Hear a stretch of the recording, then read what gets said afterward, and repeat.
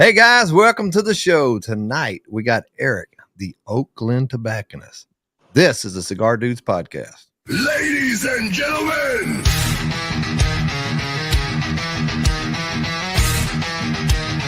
brothers and sisters of the leaf, welcome to our show. It's time for the Cigar Dudes podcast. Let's freaking go!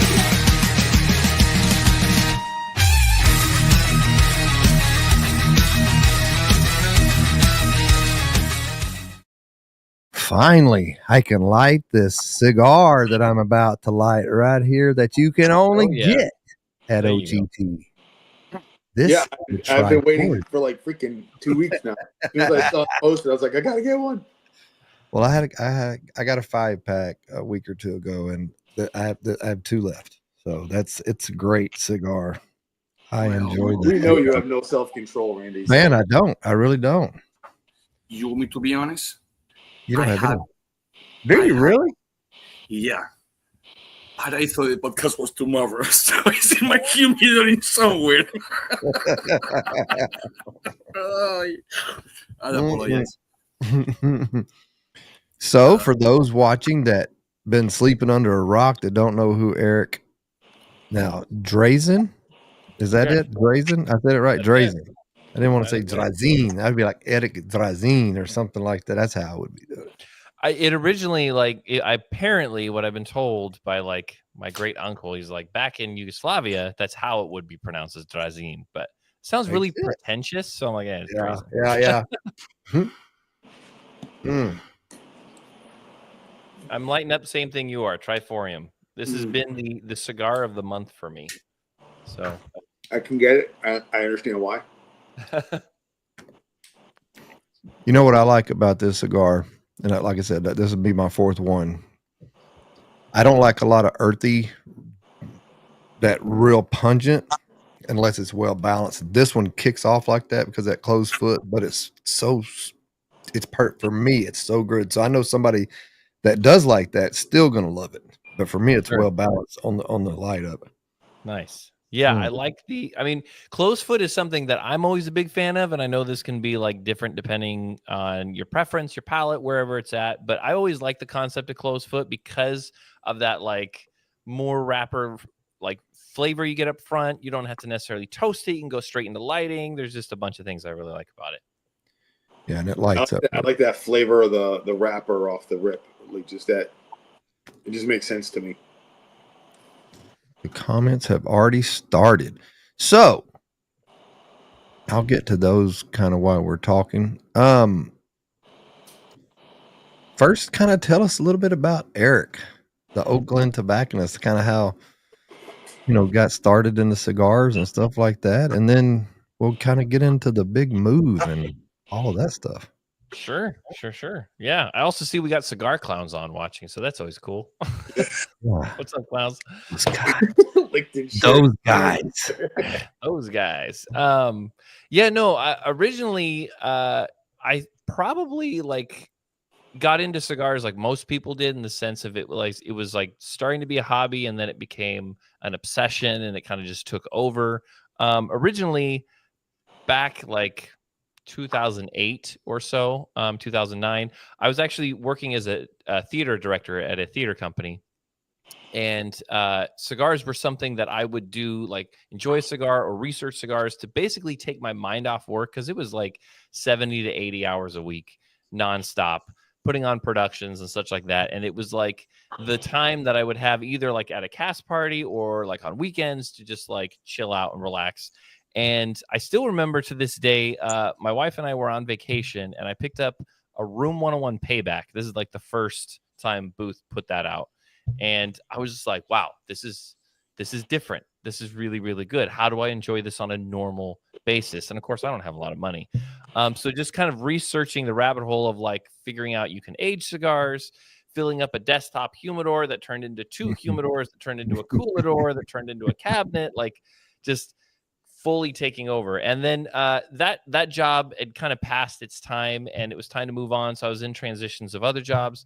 And near where we were at, where we were living, we knew a family, Devin Riley, who owned a property, and he was remarking to us, we were good friends, about like how much he had a apple orchard, and that people would come up and they would just want to enjoy the weekend. And he's like, some people like to have cigars or pipes when they're doing this. And so he's like, it would be cool to have a cigar shop here. And so I was thinking, I was like, well, I would be cool.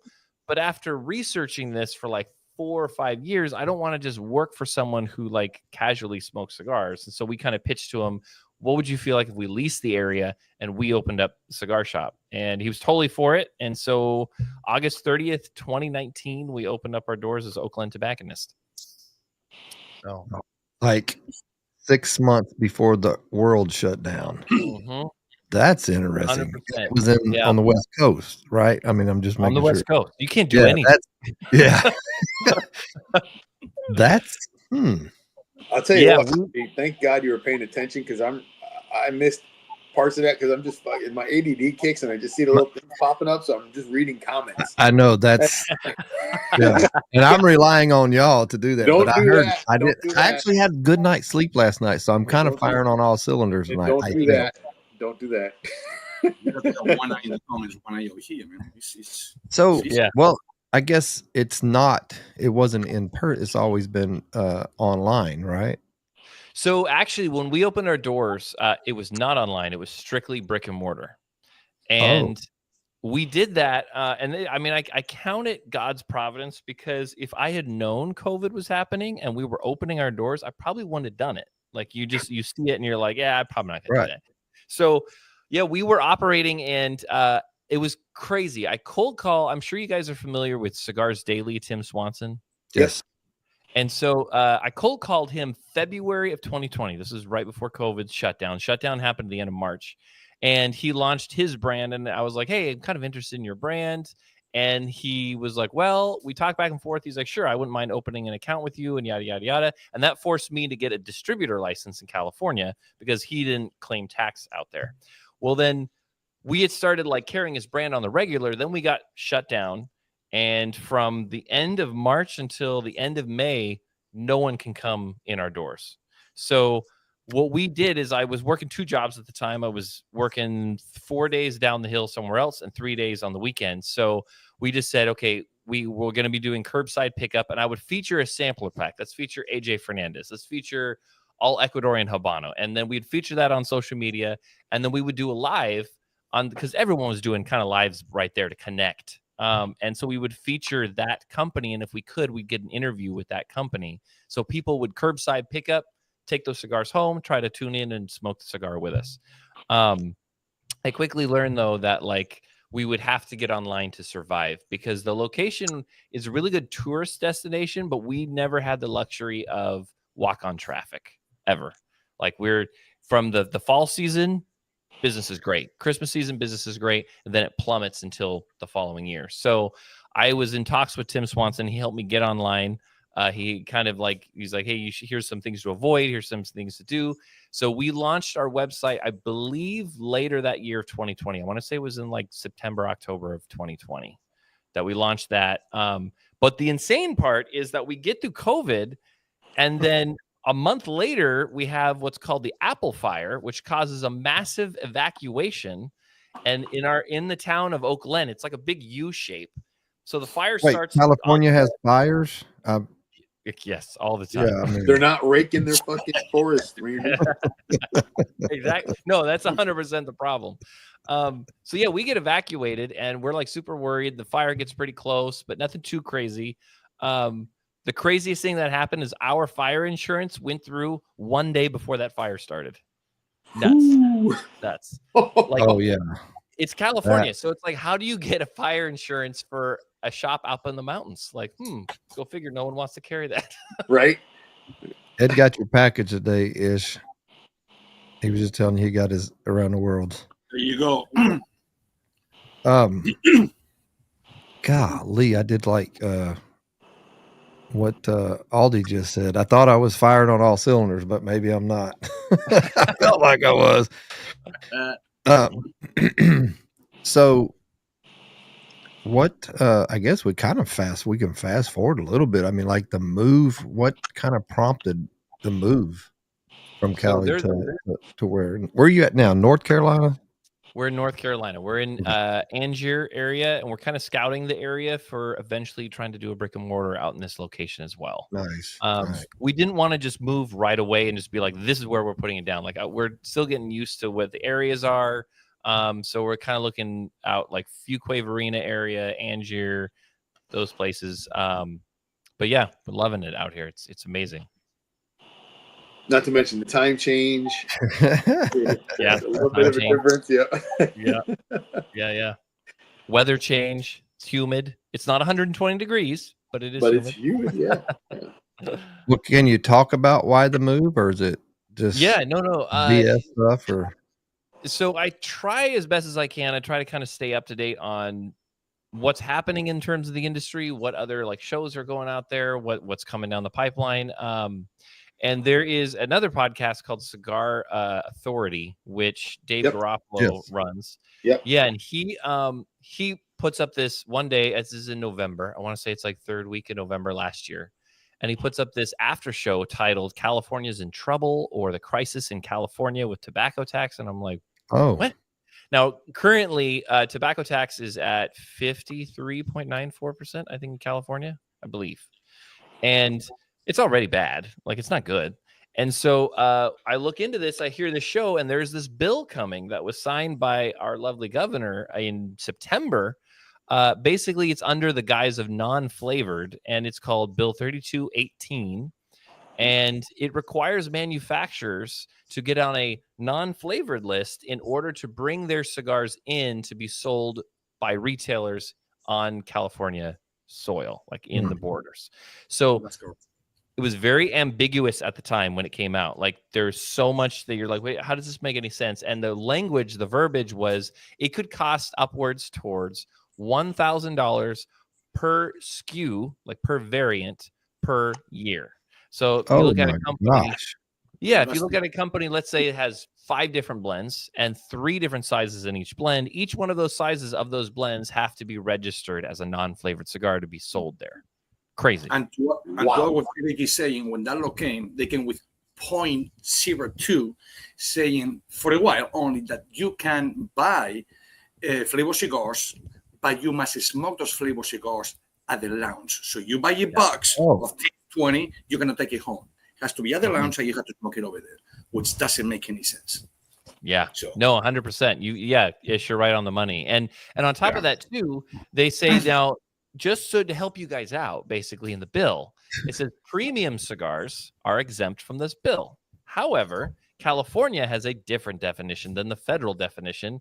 It has to have a wholesale, I believe, of $12, which means unless you're selling a cigar, I believe the math comes out to about $31.50 or so per cigar. It's not deemed a premium cigar in California.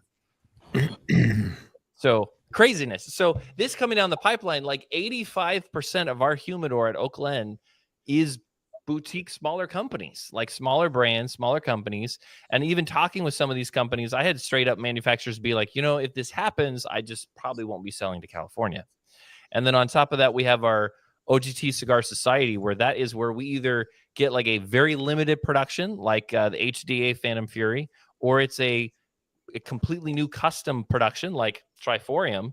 That would have to be registered. How long does this take? Does it take 6 months? Does it take a year to get on that list? So I'm like, this is going to effectively kill our business. And Mallory and I, like, Oak Glen Tobacconist is very much a mom and pop shop. And so just kind of seeing this, we were kind of waiting. We were kind of like trying to figure it out. We reached out to CRA, PCA, all those companies, and not much positivity was thrown back our way. And we were just like, we visited the East Coast several years ago. We've always loved North Carolina. We were like, the dream would be, if we ever to move, it would be North Carolina. And then we just kind of like, maybe this is our sign. Maybe this is the time to get out, move. And so we made that decision in March that like, yes. So you'd always thought of North Carolina, like what's the family, or just like the area? Or?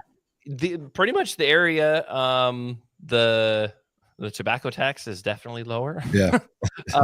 But yeah, we in 2022, 2023, it was around there. We were like, myself, 2 other family members. We're like, what if we want to get out of California? Like, we have young families, we have young kids. Do we want to raise them in California? Well, where else would we go? And so we took a trip back here. We went to Virginia, Washington, D.C., North Carolina, Kentucky. We kind of just did a whole like voyage, and we had some friends in Kentucky, so we kind of like visited them. But North Carolina was the one where like, this place is gorgeous. We like the area. We like how it's family oriented. And so it was always like in the back of our minds since that visit. And so we're like, you know what? I think it's time. So my brother, who's still in California, he's currently working on getting his house sold to move out here with us as well. Nice. I want to show this. I know we're going to talk about this in the future here, but I just want to show this thing. Ooh. I mean, this is beautiful. Yes, sir. Well, I mean, it's the idea of knowing where it came from, having been there, and just, I mean, I'm a huge fan of all of their stuff anyways. So when this came out, I was like, hello. Let's go. And what's the price? Is it like $10? I don't want to It's $11.50 for a single, but if you buy a 10-pack, I think it's $99. So so that's you can't go wrong with this cigar. I guess we could talk about this cigar. I'm always down to talk about it. how did OGT and Black Label come about doing an exclusive cigar, the Triforium? How did that all so and not to be too long-winded. Like, if I'm too long-winded about talking, let just be like, hey, give me the short version. No. That's what we're here for. Okay. So when people laugh. I mean, if I were to tell you what we started the company on, it's pretty funny, because it's like it was a wing and a prayer when we started Oak Glen Tobacconist. We loved hosting people, we loved being around people, we loved having that hospitality, and I was obsessed with cigars. And the previous job, like, I basically was running the department, so I kind of knew a little bit in terms of running a business, a little bit. I'm still learning. Website real quick. Steve's won't know the website. It's what is your website again? Just oakglentobacconist.com. If you look up either oakglentobacconist.com, or if you look up Black Label, the cigar Triforium, we're the only ones online who has it. So that's also where you can find it. Either way will lead you to the same place. But I appreciate it. Thank you, Steve.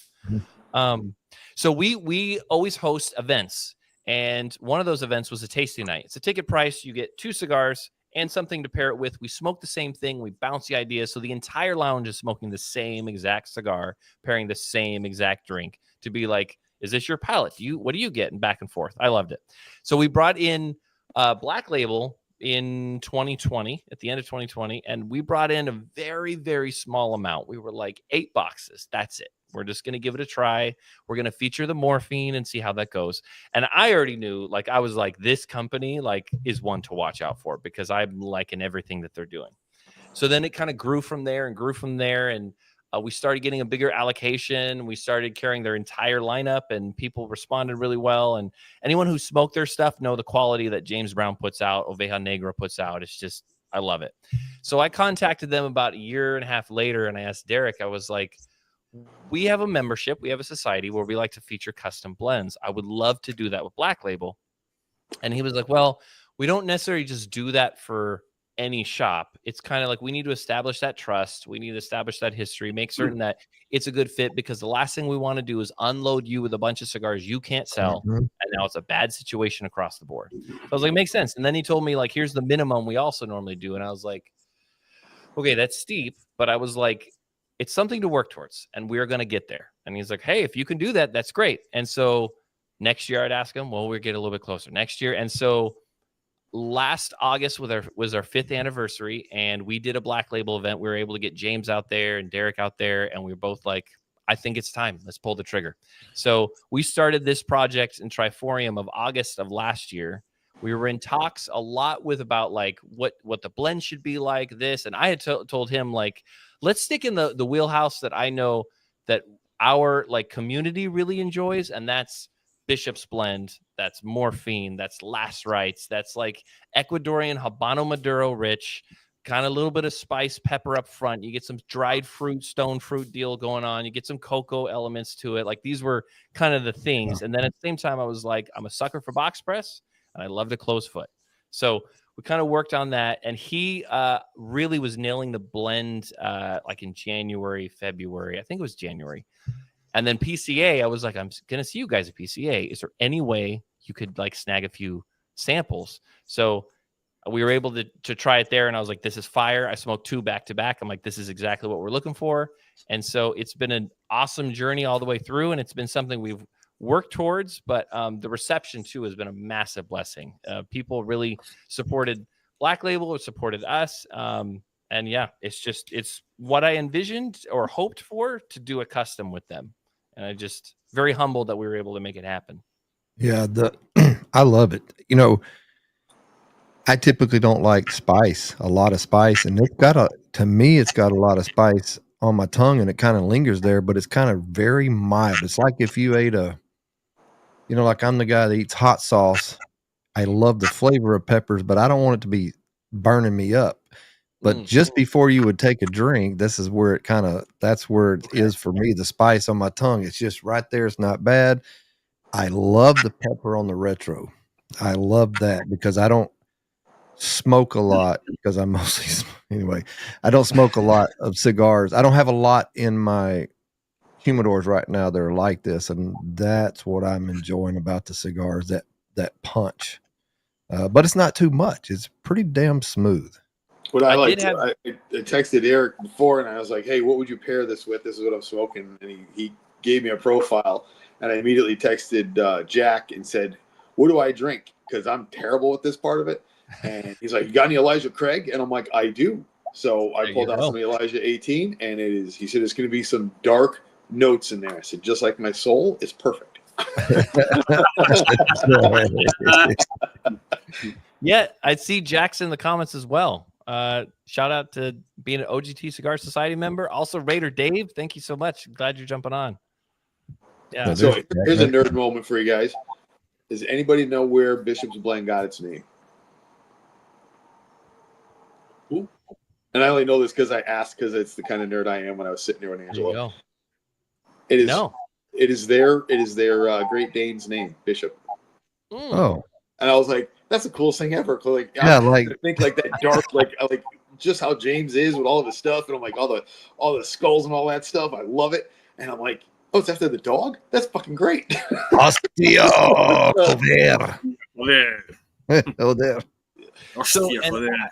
I saw the comment from Ape Herf talking about Orthodox and Aledo. Orthodox, to me, is, in my opinion, and I could be wrong, and palates are all different, but I feel like Orthodox is one of their heavier cigars that they put out. I love it. I absolutely love it, especially like that San Andreas richness. And Aledo, I feel like, is more on that like desserty side, like rich, full dessert. I kind of feel like this one's somewhere in between, because you have like you were saying, Randy, that spicy pepperiness. It's not overwhelming. It's got that kick. But then you also get into those like darker notes, those dried fruit notes, and yeah, it's great. Originally, I was like, I think a few months before we decided on doing a custom, I was like, James, if there's any way I could steal the blend of Orthodox, I would love to do something. It's a great blend. Yeah, that Orthodox is just whew. Good stuff. Bro, I just had the benediction. The benediction is a special just for the Abbeys, and there's a couple Abbeys out there. And I was just at the Abbey in Nashville for an HDA event, and Jack was there this weekend. I was like, you have to get some of the benedictions because they're only sold at the Abbeys, and they are amazing. They actually had old school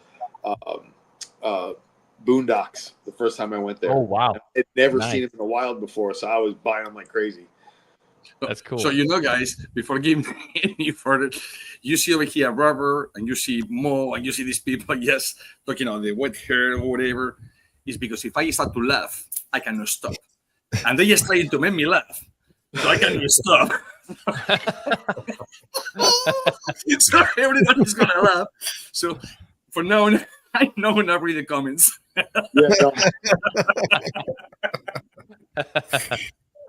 These little fuckers.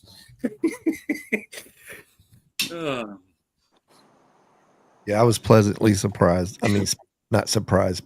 I was just pleased. That's what I want to say. When I got these cigars and the way they look. And, you know, some cigars, you know, they look good in the band and blah, blah, blah. And they just kind of Sure. don't hit all the things. And this one was just all the things. Like it was just, Nice. this is a good smoke. It's like, Well, I and I can't lie. Oh. I geeked out when I got the sticker. I got, Heck yeah, Sweet. I got mine out there. Yeah. Mhm. So that was one of those things too. I was like, I don't know what the rules are in terms of like Black Label Swag, because they have like definitely a formula on how they do that. And so I had talked to Derek. I was like, "Are you cool if I send everyone a sticker? Can I like get this printed?" He's like, "Oh yeah, whatever you want to do with it." And so like we got a bunch printed, and we're like, anyone who makes an order, we're sending that out to them. And you never know, like, is this just something that's just going to be thrown away? But it's cool to see them like used. I'm like, heck yeah, it was worth it. Gabe's like, I'm just laughing for no reason. We know why Gabe's laughing. We know. Yeah. Know why. He's had probably too many of the hollow points there. Yeah. Welcome, Mr. Chef. Yeah. Thanks, sir. Oh my gosh. So Yeah, shout out to Jason. Glad you're on here. So, for, What else? Eric, from the point that you start to today's day, it's been a few years. How many brands or how many cigars, different labels, different, however you want to call it, faces you start with? How many you have today's day? It's actually a good question. We started so small. So like our humidor was 14. It was in a train car, 1913 train car. So we outfitted it. We put Spanish cedar an inch thick. We lined the entire thing. It was cheaper to buy Spanish cedar from Mississippi and have it freighted out to California than to locate it in California. It was cheaper. So we had it shipped to California. Yeah. And so it was 14 feet long by about 8 feet wide. And we had like 4 shelves running on either side of the walls. Top shelves were empty. Bottom shelves were empty. And we had cigars on the middle shelves with about a foot of space in between. So like we maybe had like 22 different facings, 20. It was bare minimum. Now, I'd run the report. We're still very, very small, but in terms of like facings, I mean, we're probably in the hundreds to 200s. I don't know. I'd have to look, but we've always just kind of like inventory, like dump it into inventory. So basically like that. And a lot of it too is, unfortunately, there are brands that I have had to no longer carry, and it makes me sad, is because I love those brands, but when it just doesn't work for your retail space, it just doesn't work. So do you have a specific formula that you use? Like when you bring a brand in, do you give it a certain amount of time? What's the process of there's how you definitely move it through? There's definitely a turnaround rate. Like how often can you turn the brand? How often till the next order? I think there was the first time we brought in Dunbarton, we had to kick it off. We had an interview with Saka, and I was like super ecstatic. And you guys know Saka. I was like, so cool. We got Saka in, we got Dunbarton, and he's like, you do realize like you only made one order. Until you make a second one, it doesn't matter. And I'm like, well, yeah. But so there is that aspect of like, will this hold its shelf? In other words, will it pay for the rental space? And that's what it really needs to do, is that box of cigars has to pay for its space on the shelf. I think a lot has to do with the quality of the cigar, where it's coming from, the consistency of it, how much do you believe in the brand, and how much is the brand and you going to work together in support. And I think that's probably why we haven't so much carried such big brands, because I like the relationship between the companies that are accessible. When you know who's behind the brand, you can talk with those people, because it's much easier to collaborate on that. HDA is an interesting one, because I had heard nothing about them, didn't know anything about them, and I stumbled upon the podcast of How About That Cigar that they were on a while ago. And so Zach was getting interviewed, and he starts talking about, we've got 3 blends, and he goes through them. And the way he's talking about them, and they're like, well, what's the wrapper on this? And he starts naming it. I'm like, this sounds like Oveja Negra. Like the way the verbiage was used. And so I immediately hear Ecuadorian sun grown, you're like, I know Yes. who uses that. Yeah. Exactly. And so I jump online and I start researching HDA. Okay, what is this? And sure enough, they're not listing the verbiage is just very much Oveja. So I Instagram or messaged them like, hey, can I talk to you? Then I got a phone call, and then we were talking, and then I learned, okay, they're a veteran-owned company. And so that was purely a cold call situation. Like, I trust what is coming out of their factory. I also like the story of this, and I also think it's really cool to support our veterans. So I'm like, let's give it a shot. So we brought them in, and it was interesting because the reception online completely overwhelmed the reception in the shop. Like, at the shop, it went over pretty well, but online it definitely had more support. So then we kind of built it from there, and then Phantom Fury was just on another level. I was like, if someone has not smoked these cigars, what are you doing? I've still yet to smoke it. And I almost bought a box that when they were on Toro. I almost bought the box, and I couldn't pull. I had it. All I had to do was click buy, and I didn't buy it. Yeah, that day we walked into Avea, and on the count, and there were boxes of Phantom Fury ready to be shipped, and the ladies were in the back in the boxing room, and they were putting the cello on, and I was like, holy shit, this is real. This is real. Zach was like, oh my, and that first night for dinner, James brought us Phantom Fury to smoke at dinner, and I was like, this is freaking cool. Yeah, that's awesome. That's awesome. But way, yeah, and then count. Huh? I know. I'll get some eventually. You have to do it. But Eric, another question for you. I'm sorry, I just told you up. I know that you're saying that most of the, call it small brands, boutique, crafts, however you want to call it. Hey, we're going to get into that too. So we will do that. So it's probably best for you that the big names, legacy, or whatever. Don't you think that a lot of that has to do with social media? That you will see somebody that is brand new and they put 20 posts about the cigar, and all of a sudden those guys, they have 20 likes, people are smoking, people like it. They say, well, what these guys came from, but they have followers. You are not going to see the big guys doing, let's do a Brazilian name, Padron. They don't need it, so they don't do it. But for us, don't you think that that's very important, that before you get the cigar, they must to have impact in social media? So you say, well, I know that my clients are going to buy the cigar. Yeah, no, you definitely, I think the common lifespan of most small brands is 18 months. If you can get past the 18-month mark, then you're doing pretty good.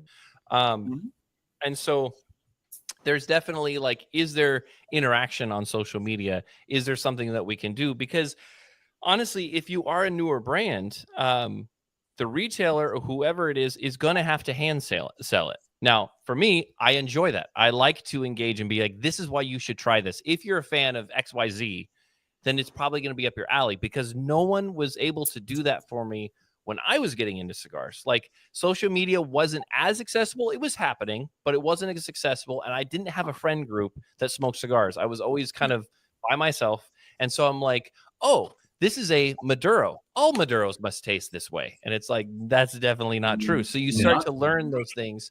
And so with those, like with smaller companies, I like to be able to be like, okay, do you like Sumatra? Do you like what Sumatra brings? Have you tried something like a Sumatra with a bit more kick? That's where Phantom Fury comes in, stuff like that. So it's that I really enjoy. And if a company can get really involved as well, it's definitely a major factor into carrying those brands. I would agree 100%. Thank you. So you were on a podcast. I think it was live right before this one. You guys were live? It was recorded and then premiered live. Yeah. Okay. Yeah. So it was, and who was it with? That was with Robert with Lounge Life podcast. Yeah, really, really nice dude out in New Jersey. Okay, so the title, actually, Gabe had sent it to me because it was streaming earlier, and it was Boutique versus Legacy, I guess maybe was the title. Yeah, along those lines. I would like to get into, because this is not a divided panel like us three, but we all have our own kind of. We know how Ish feels. Been in the business for decades, but let's talk about a little bit what you kind of might think or your opinion on, let's say, craft versus boutique versus legacy. Maybe in that order, kind of like, what do you think craft means when people talk about it? Like that's a living thing, I think. Well, So I will preference this by saying it is I my got you. opinion. It's It is okay. not fact. This is not the It's Bible. okay. That's not it's not a gotcha question. It's just to Yeah, kind no, of I stir this yeah, I stuff got up, because I love talking about it. Yeah. And it's funny because currently my wife and I are like, what if we worked on like 5 different aspects of like boutique, and you have to have at least several of these to be considered boutique? I don't know. We're brainstorming ideas of our own. I've always thought of as craft as that kind of experience that it's kind of like we talked about this in this previous podcast. So if you guys have a chance to listen to it, it's really, really cool.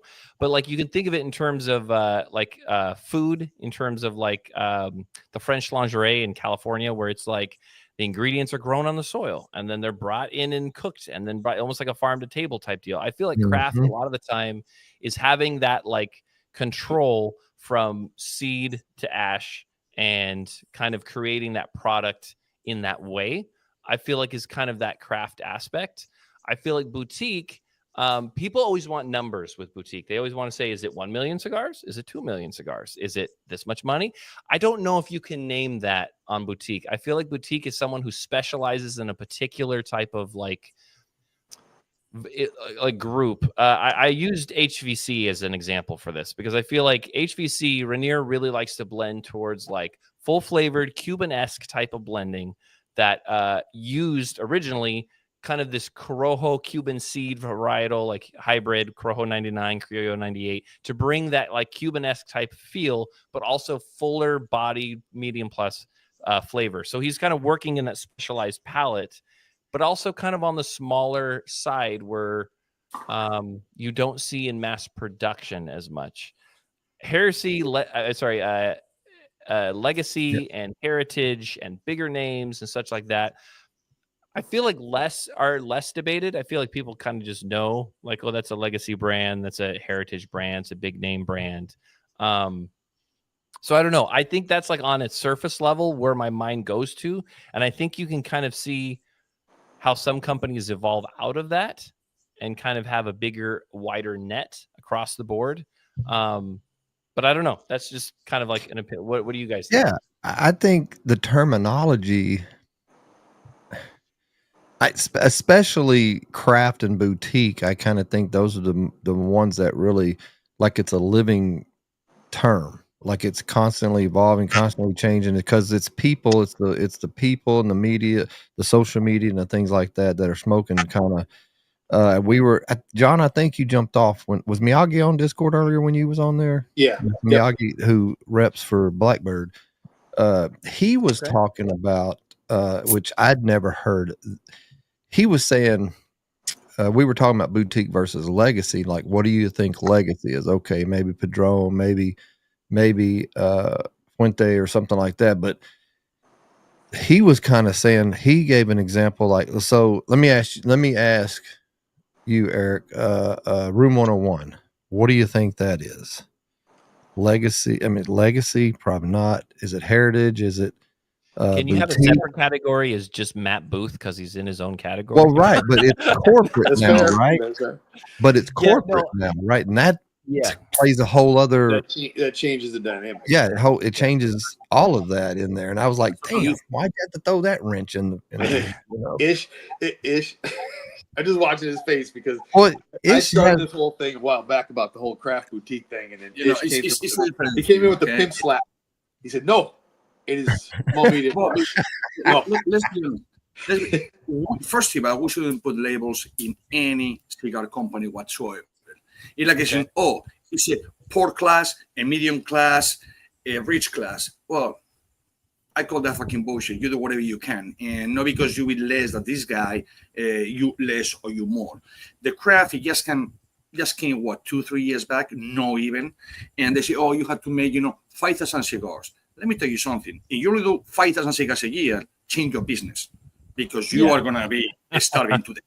Okay, so put it that way. So that's what I call a small, medium, and big, like everyone else in the business. You have Ace Store, Harrow, Papa Mom's. They are going to charge you for the same screw 10 times more than Home Depot.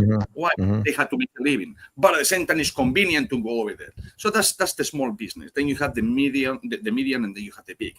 So putting numbers is and to me, I've been doing this, like he said, decades, almost 3 decades already, if not past that. And it's funny it's funny to me, it's not that it's funny, but it's funny when people call, legacy cigars. Well, legacy cigars is 3 or 4 in the world. Legacy is passed from family to family member to family member. That's a legacy. That's your legacy. Will be your son, your grandson. Most of them, they don't have legacies.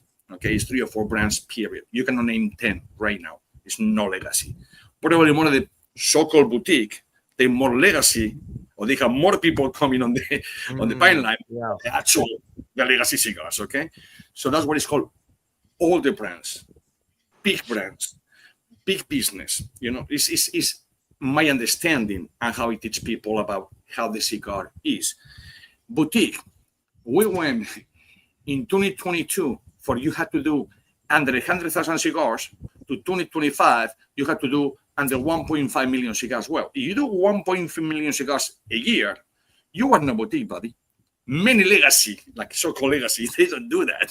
So it's not a number. Yeah, and the thing is you're not wrong. You're absolutely not wrong at all. The way, you kind of come from that old school kind of thinking too, where everything's kind of changing. Let's put it this way. Let's go back before we were born. Okay, let's go back 100 years ago. They only have one drink on the table. Let's go 50 years ago. Now you have a little mixed drinks, a little whatever. Let's go today's day, August 25th, 2025. I go to a bar or to a whatever restaurant. If I see the list, look like a freaking Bible. They say names that I never hear in my life. The new generation, they know. And that's what he's selling. That's what us, when a small business, are doing. What the other guys, they didn't do. Because they are so comfortable doing the whole thing because it worked for them, they don't have to change. If they change today, the thought, they will say, well, so you want to be a big guy and now you want to go to play with the little players over there. So that means that the little players are making better cigars than you? They don't need, they could do that. They could do the whole thing in monopoly. Between 4 or 5 of the guys, they can buy the whole freaking tobacco that it is. You think about it because they have the money to do it, but they don't. So they happy in the comfort zone or whatever, and they know that no me, no you, no one of us is going to take the business away.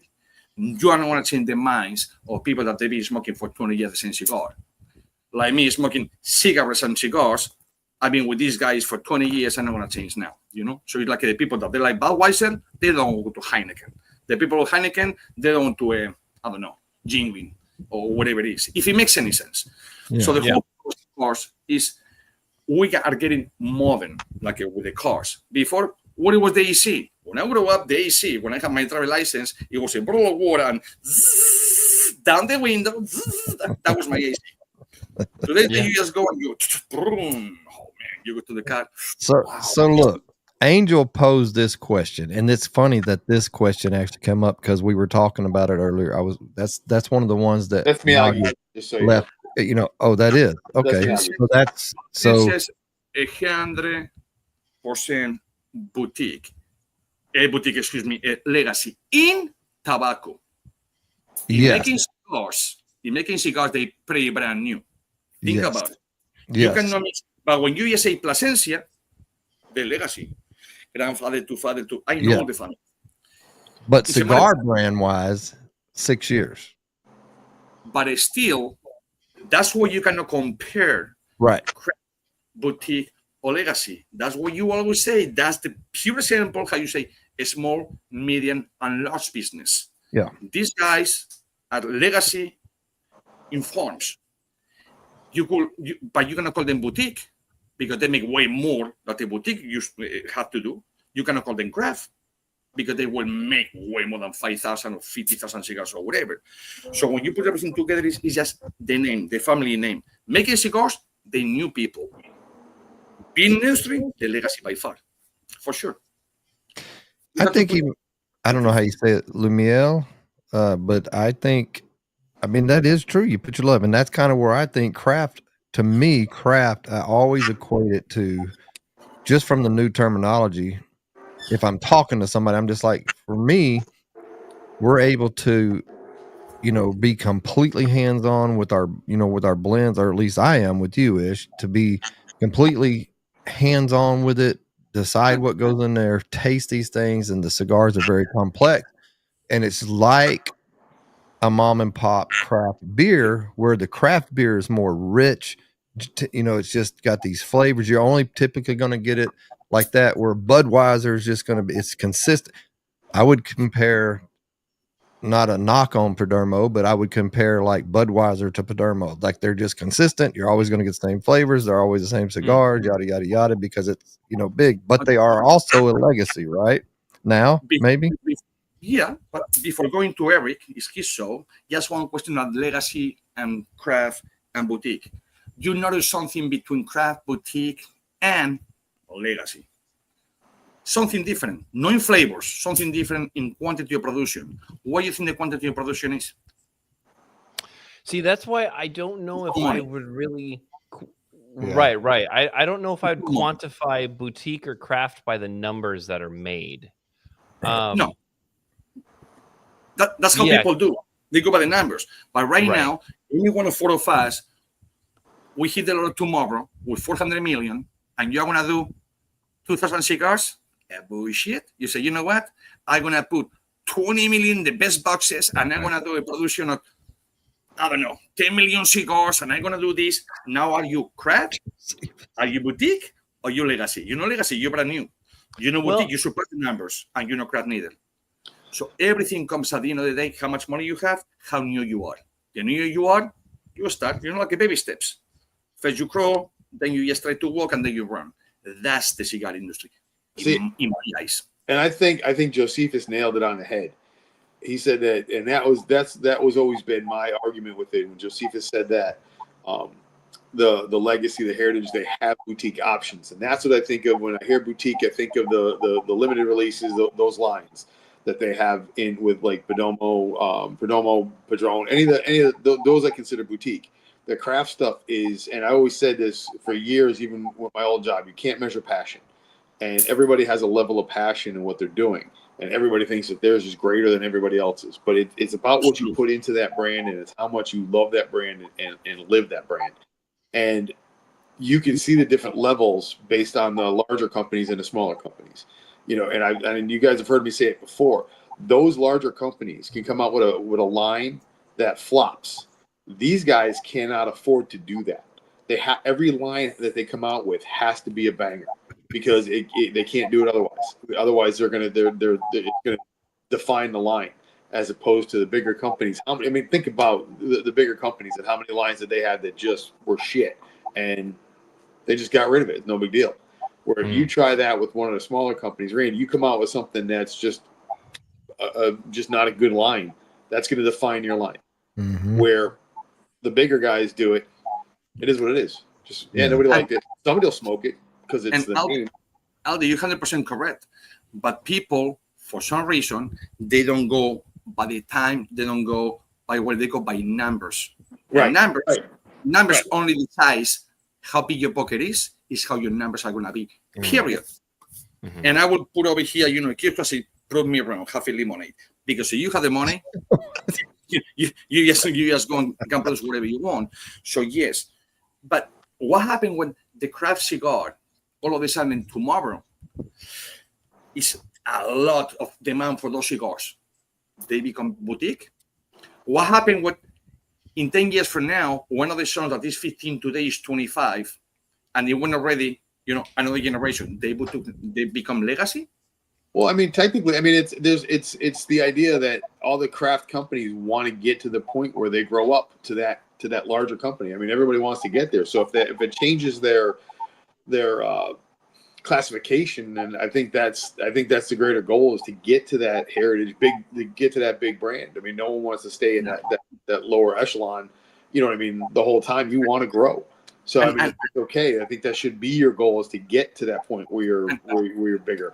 I totally get it, but go ahead, Eric. Sorry. Real quick, actually, with Angel saying every cigar company started at boutique. I don't know if that's something I would share in belief, because, I would say craft. When I think of outside of the cigar industry, the craft of hat making, the craft of beer, the craft.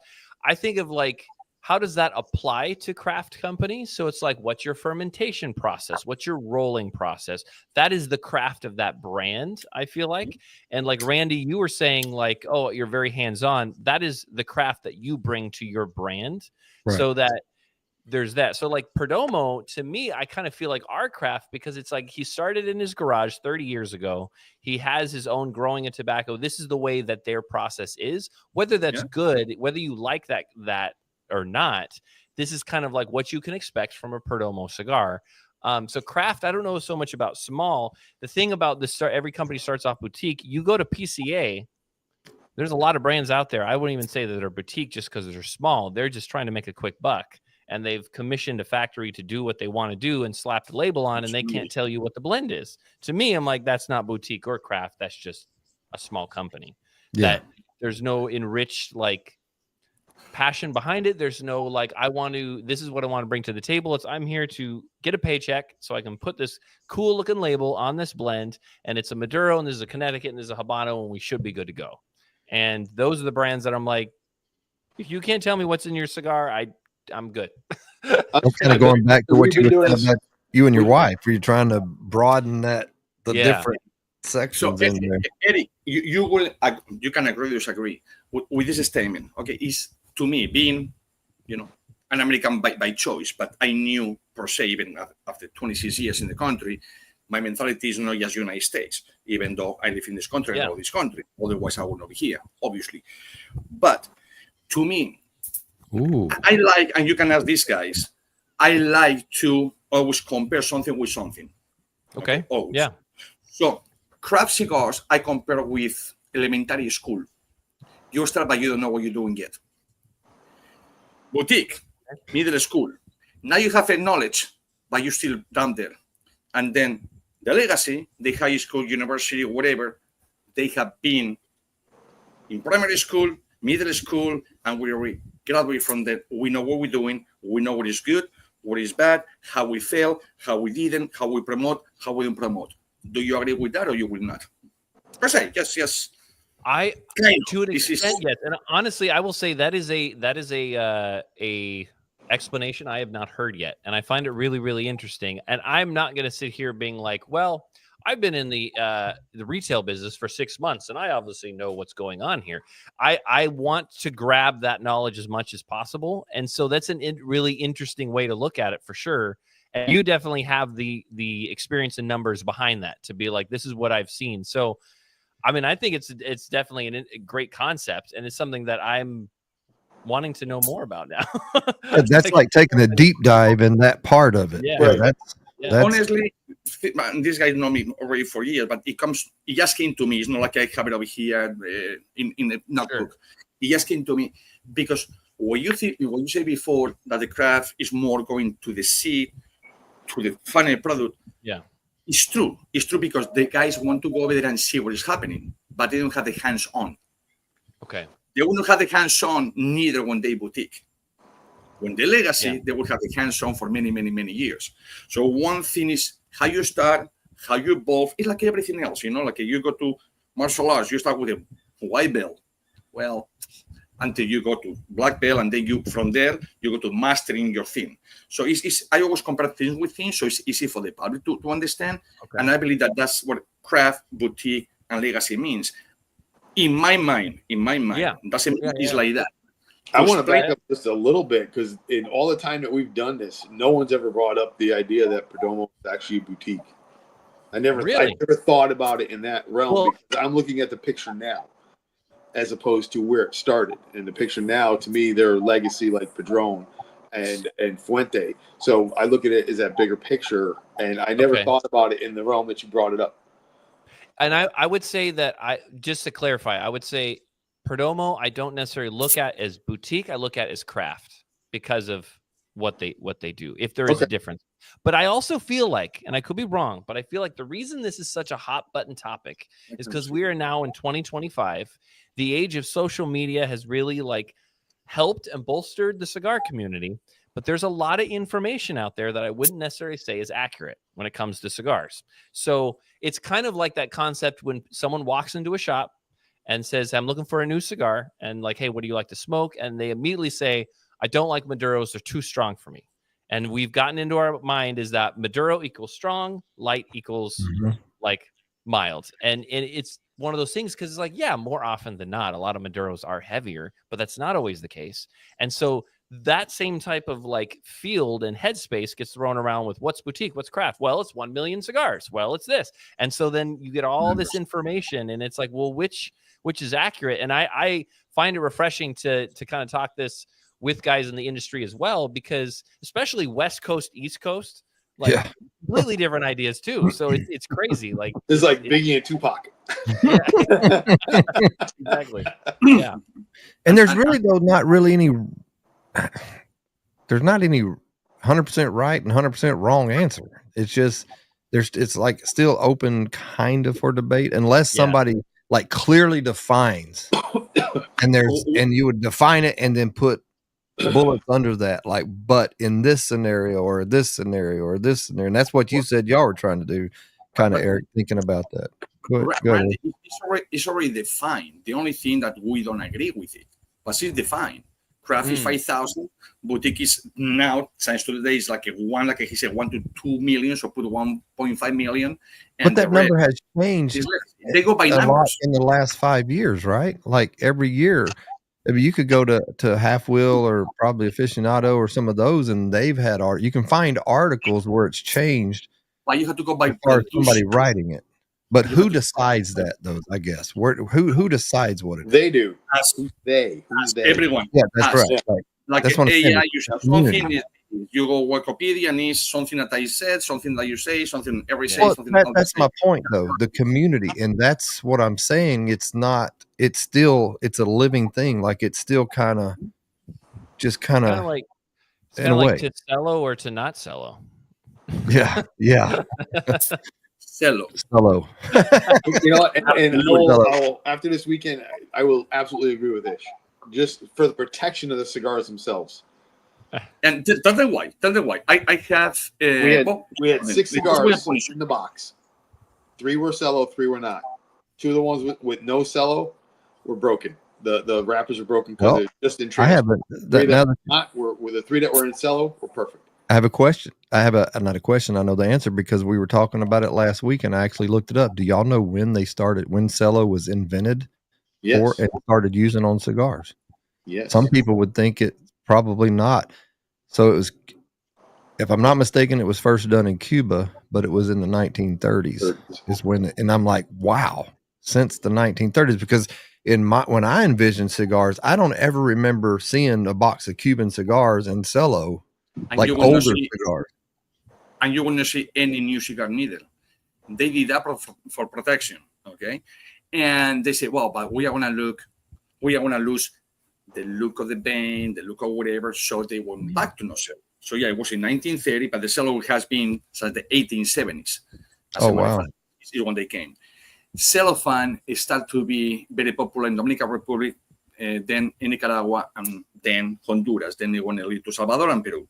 That's how it came. Cello, first of all, people think it's plastic. It is not. It is wood, very fine wood. Otherwise, the cigar, it will be just full of mildew and it will die. They cannot breathe. Like putting you back in your head, you will die. But answer Robert's question real quick so I can move on. I just Robert, yes. Around the world is a boutique. By numbers, it is. Again, remember what I said before: elementary, middle, high school, and above. Around the world, it has been on the thinking and the make for 3 years, but only put out a couple of months ago. So it will be craft on the mind, boutique on the numbers, and in 2 years, probably legacy in numbers. It will go by numbers. But around the world, I cannot say it's a craft because we're making way over 100,000 of them. So it's not. And it probably is no boutique by next year, so you never know. So here's a consumer. I'm assuming, in my opinion, the boutique line has been my favorite go-to, hands down. Yeah, that's. It may have been a question that we were talking about. I don't know, but go ahead, Eric. I was going to say that's Jason out in California. He's a society member and used to go to our shop all the time. Great dude. I feel like yeah, I don't know. I have yet to discover like this is the hard and fast thing, even if there is one. But it is an interesting thing to go back and forth and to kind of bounce ideas off each other on that for sure. Mm-hmm. Oh, Panda says legacy companies can afford to have a bust. Their followers are more forgiving as opposed to a newer boutique company has one shot to make a name for themselves. So here's again, Panda, we go back to this. How much you have? Well, here's an interesting one. I feel like General Cigar, biggest cigar company in the world, has watched this happen amongst consumers and is trying to stay relevant as well. So they do buyouts of smaller companies, but they also create one out of forged and diesel, and they do all these innovative things like whiskey robe, barrel aged, and diesel vintage, and all these things. And I've heard a lot of people say too, like, oh, I like diesel because it's like them doing the boutique thing. I've even heard Justin Andrews kind of like allude to that as well. To me, I'm like, well, I like diesel cigars. Sure, they're cool.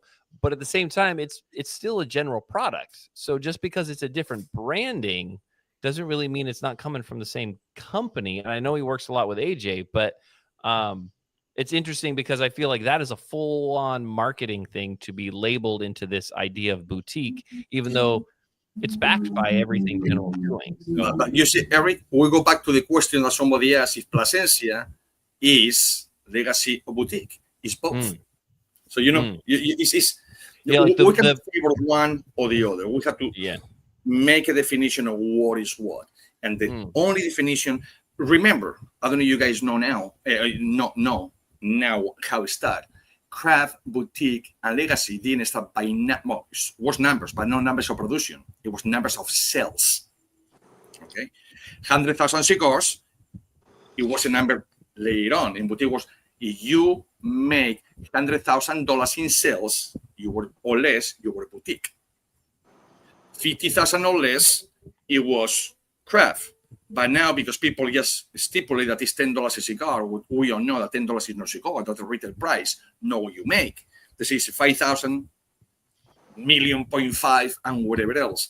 So, but it's nobody can define how it is. So you have to come, well, you knew, you a little mature, or you mature. Put it like this, like I said before, you know, boom, boom. And that's what I like, a small, medium, and whatever, because like I said, if four of us we come together right now and we say, okay, let's put and we already have the factor. Let's do a cigar, and we're gonna put this money, blah blah blah, together, and we say we are gonna make this year 200,000 cigars.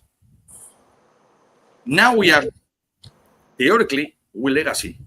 You sell at $10. Yeah, that's why I don't like the numbers thing. So that's what the numbers means nothing.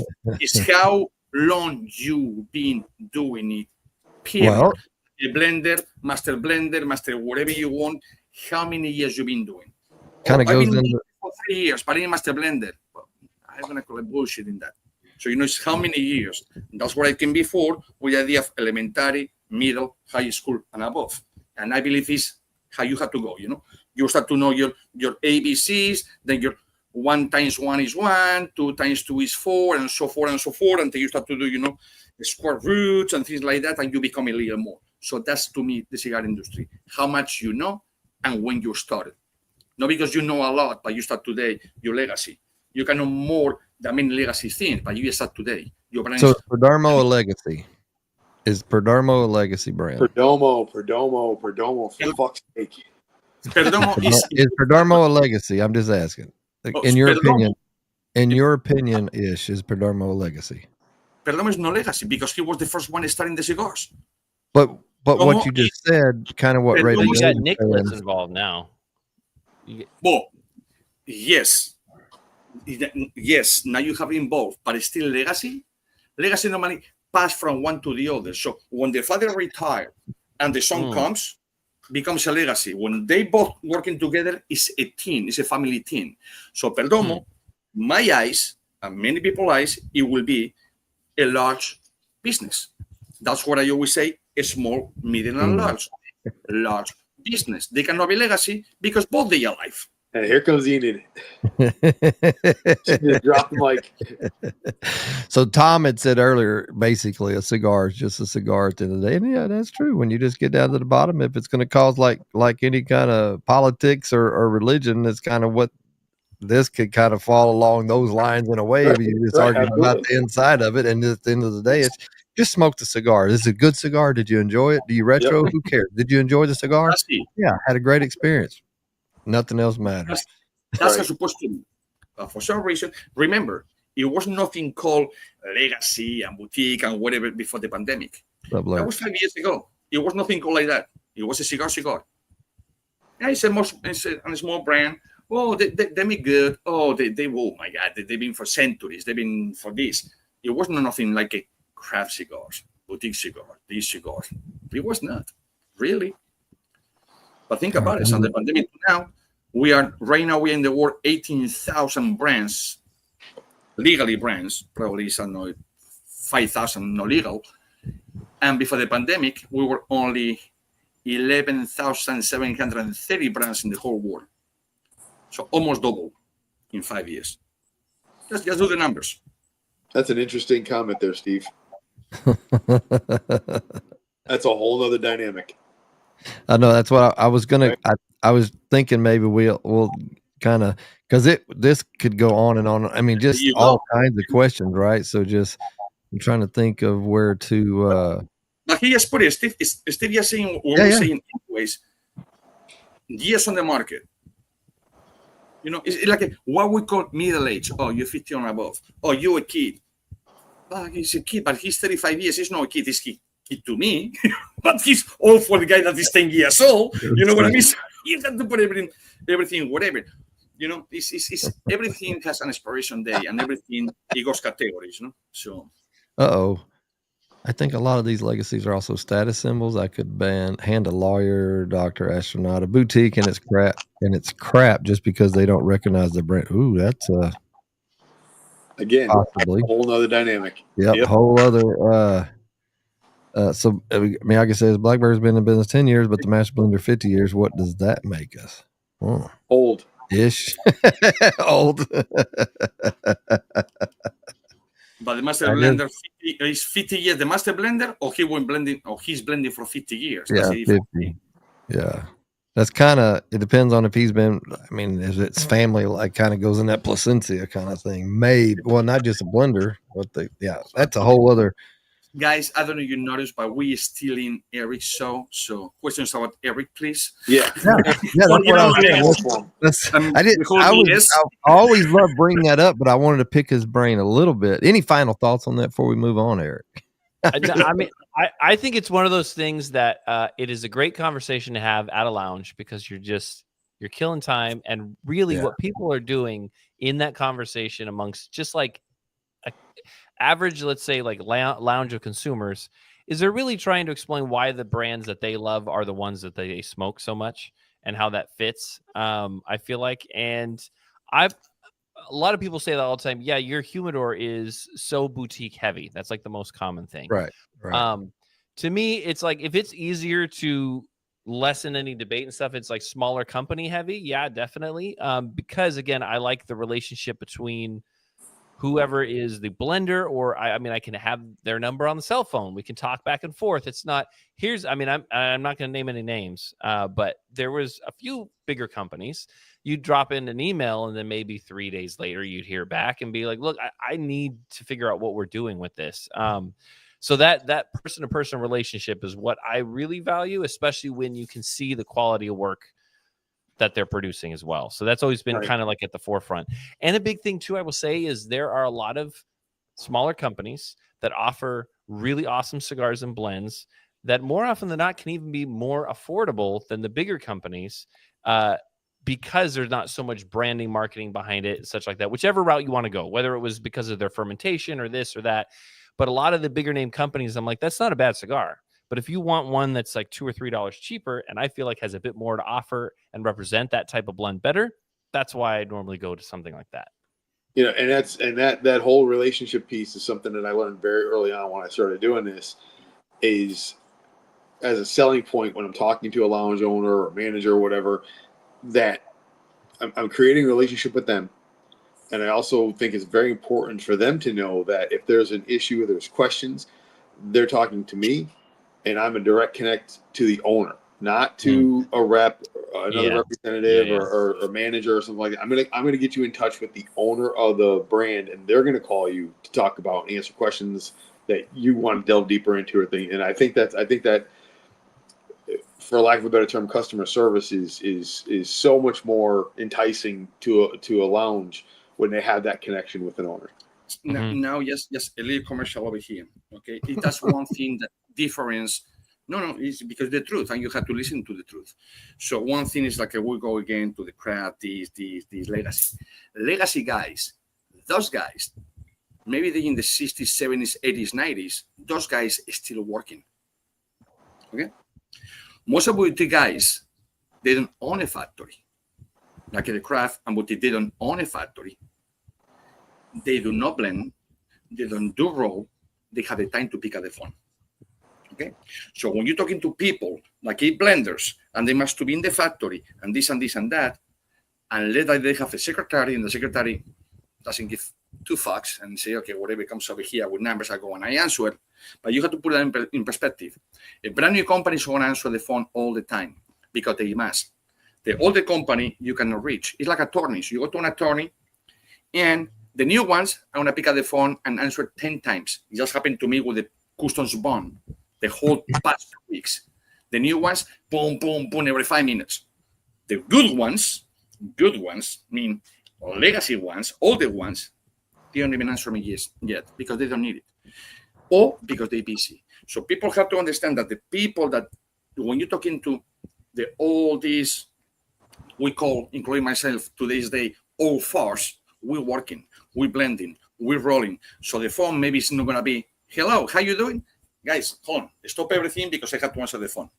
With the new guys, they know at the factory. Most of them, they're in the United States or in their house, pick up calls and doing emails. That's a huge difference. It's way more attention to the public with the new brands than with the old brands. But again, because they're working. And I will never take anything away from Arturo Fuente, Plasencia family, Niperdomo, all of this. Those guys, they are hands-on.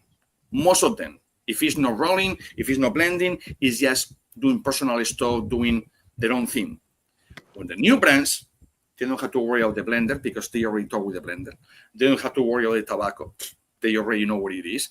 So I don't know if it makes sense to you guys, but the new brands, they have the whole time in the world. And that's why they have another job to pay for the tobacco. When these guys, if they don't sell tobacco, that's their job. Makes sense or doesn't make sense? No, it does. It completely makes sense. But I'll still stand on the hill that when something's going on, I can call Ish, I can call Joe, I can call Zach, Andre, and it's a simple phone call. Bryce, any one of those guys, Lou, I can call them and right there in front of the manager or the owner and say, hey, this is what we're doing. What do you think? Or whatever the question is, or hey, do you want to talk to? And they'll talk to them right then and there. And that to me is another level of connection that you're not going to see with a lot of guys, with a lot of the bigger companies. And I love that. Yep, I love that. That makes my life and my job easier, and it makes it an easier sell for a lounge when they've got that, when they have that access. Absolutely, yes. Aldi, let's go back to Perdermo for a minute. I'm just kidding. Perdermo. I'm just kidding. What? Perdermo? Am I saying it wrong? Randy. What? So Eric, you came in 6-8 months before COVID. Like in the 90s, whatever caused the boom. It seemed like my limited knowledge with the last, since you've been in it, what have you seen? Have you seen that boom in smaller companies? Let's just say smaller companies, lots of new brands. And how do you see that going for those guys in the future? Like, there's so many great friggin' cigars out there. Really, there is. And it's kind of, it'll break my heart if some of them don't make it. I don't see how they can't make it because they're, especially with social media and stuff, as long as they're pushing it. What are your thoughts on some of that? Well, I mean, Yeah, I wasn't around for the first boom. I've tried to research the first one as much as possible, and you have really cool brands, or I would say really big brands like LFD that came out of there. And Perdomo. you have, yeah, and you have Tatawahe that came out of there. And I feel like the boom that happened during COVID was a much more healthy version, and that being instead of you had this like massive uptick and then a massive roller coaster drop, this was like a taper because the education was there, so people wanted to know. That's a big one. Yeah. Yeah, and so when you have that knowledge, I mean, I think a big part of what we try to do at OGT is always, I mean, education at the forefront, community at the forefront, and like we want to enrich the experience, whether it's through our podcasts or videos, so that when you get the cigar, then you can also learn about it. You can also smoke it while maybe watching an interview or a review or something like that. And when that happens, there's more value. I feel like there was more value for me if I had that when I had cigars. I agree with I that. pass that on. So when the education happened on that bigger boom, it was more accessible. I feel like there's more of a longer lasting side. And you hear stories of, well, imports are up, imports are down, and there's this, there's that. The industry has gone through a lot of different changes, and COVID being a massive one. But like I said, there's that 18 months, and I feel like you kind of have to long last that. And we've started when we go to PCA. It's going to sound ridiculous. First show we ever gone to was in 2020, TPE. Our budget for our company for that show was $800. We had $800 to spend at TPE. And we were like, we're going to bring in one new brand, and we're going to research, and we're going to do our best. We're going to bring in one brand. That's all we have. Now, it's a completely different story at PCA now. Thankfully, I can say we're very blessed to say that's way behind us. But it's gone from, okay, what new brands are we looking for, to I've done a lot more research going into the show. What's the new brand that I am looking for? And one of them that I feel like is doing it right, even though they're technically 2 years in, is Domain Cigars. And Domain, the way they have their process, the way they have their cigars laid out, I mean, maybe they have too many sizes in one blend, but that was one of those companies where I was like, I've been watching what they've been doing. I've been kind of seeing what they're doing. I like their process. Let's jump into this and kind of see, because there's a lot of new brands out there. And really what I feel like that's going to make it or not is you have to, I feel like, have and Ish would know far more about this than I would, but you have to have a better understanding of how the industry works. It can't just be, I'm a cigar nerd and therefore I want to sell cigars. Or it can't just be, yeah, cigars are cool, I just want to make money. And unfortunately, I've seen a lot of smaller companies kind of take either approach. And that's where I feel like those companies will taper off and they won't stand the test of time versus 100%. The ones that kind of have a better understanding of what's going on. Do you remember what that first what that TPA the TPE order was? Yeah, I don't necessarily want to say it. I was just curious. Yeah. Of course he remembers. Unfortunately, are they still carry they're that not brand still there? anymore, I get it. So yeah. I didn't. But I mean, that's how small scale as we started. But then it went from there. I remember the time we opened up an account with Dunbarton, and then we with Black Label and such like that. So seeing some companies even like that time that I'm like, oh yeah, I don't even hear about them anymore. I don't even know anything about them. It is sad, but there's reasons I feel like why did LFD and even like Rocky Patel and these companies make it out of the boom? And that was even more of a dramatic plunge than COVID. So I feel like if you're starting a new company, these are probably answers you need to have going into it. What made them stand out? Or even Fuente, yes, has been around forever, but they kind of earned this reputation of the cigar you can trust out of all the other crap options that were coming out during that first boom. And so kind of like that, don't do shortcuts, don't do that. Or I've even seen some companies that started out in COVID pretty big, social media, people were talking about them, and they're still around, but you're like, oh yeah, that is a cigar company. I forgot about that. Like definitely kind of lost that. And I also feel like it's a labor of love. Like I think I've heard Terrence Riley of Aganorsa say, like, hey, if you want to make $1 million in the industry, start with 2 million. That's what they say. Yeah. All the time. Yep. And so, I mean, even I feel like as a retailer, it's very different, and my perspective is very different than cigar manufacturing. But I will say there are definitely those nights that you're like, oh my gosh, what are we doing here? Like we've got to make it work. I remember someone asked me like year 2, they're like, do you ever like sit up at night being like, what have I got myself into? And I'm like, yeah, only about 6 nights a week. Yeah.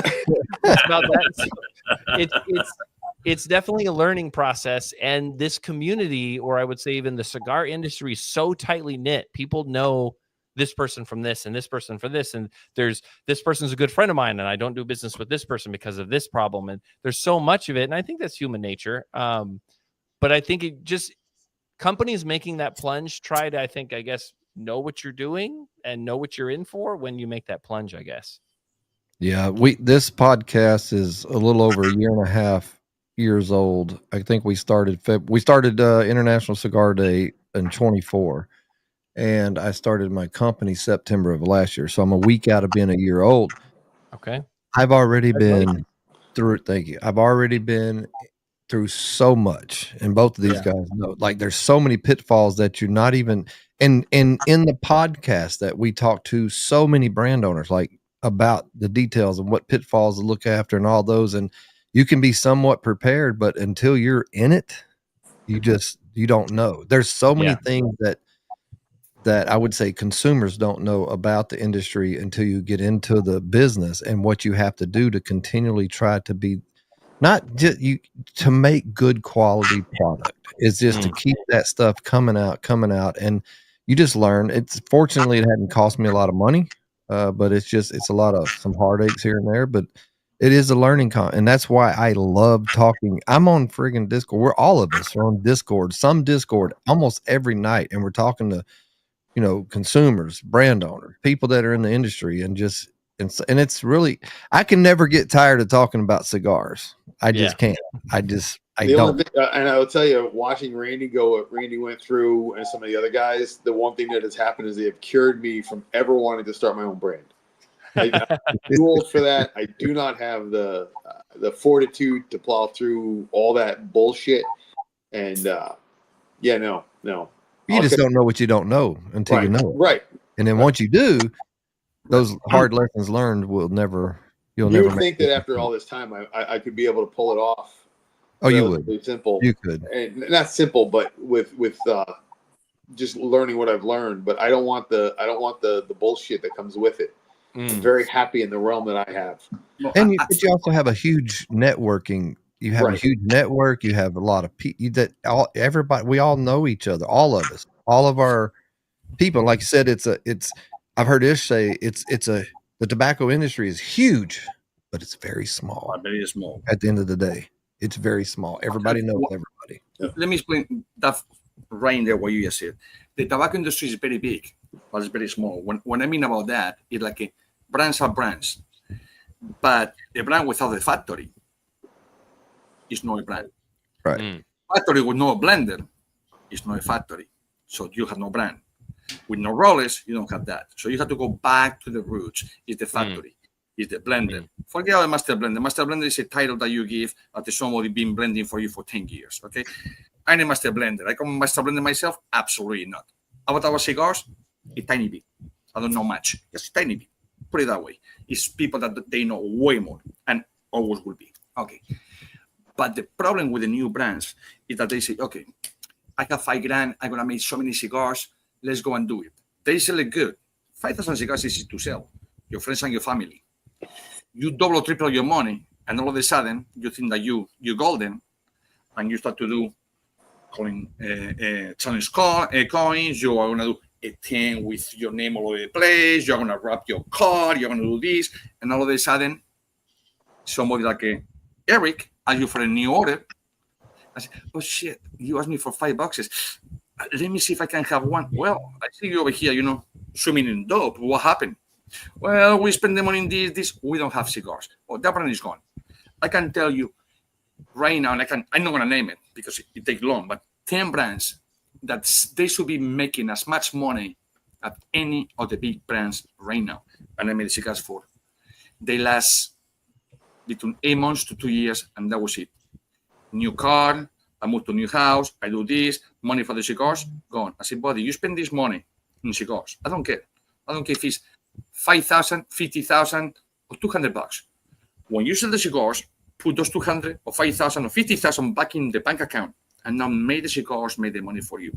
People don't listen to that and say, it's not 1 or 2 or 3 times. Do it 5, 6, 7 times, and when the money is already steady, now you do, like, for instance, you have the hat over there, but you have the money, it's okay. But these people that they don't have it, it's not okay. The teasers, it took me 10 years to do a freaking BAM teaser. That's the first teaser I have. Okay?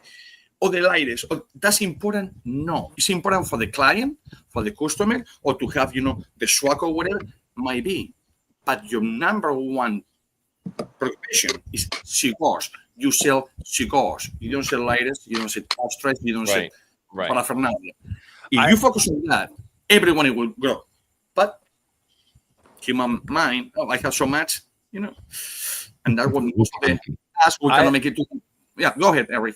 Well, I was gonna say 100% agree, and I think that crosses over into retail as well. The amount of lounges I feel like that have like 3,000 square feet, the most beautiful chairs, beautiful surrounding, but their humidor is a closet space, and it's like, well, you can't sell chairs unless you're doing membership, but that even's got a ceiling really quick. And I think that you need to make a very clean, welcoming environment when it comes to having a brick and mortar shop. You need to have it to where you feel like you're not going to walk the gauntlet when you walk through those doors. People are staring at you. What are you doing here? You don't want to be sitting on old ashes all over the place. But the forefront, too, needs to be that community aspect, and it needs to be the cigar aspect. And like I said, that's a personal view. I'm not saying people are doing it completely wrong, but I always found it as a disappointment when you go into a really, really nice lounge and the humidor is so small that you can tell, well, there's money being made, but it's not being poured into the inventory or the cigar like culture there. That to me, I'm always a little disappointed with.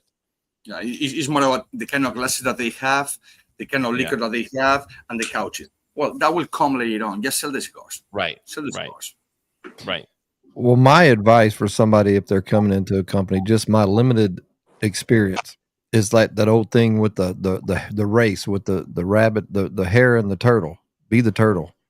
Just take it easy, take it slow, build your company slow. Don't go too fast. And for me, I don't have a lot of patience. And so that's what I've had to learn. And I'm learning a lot of that right now.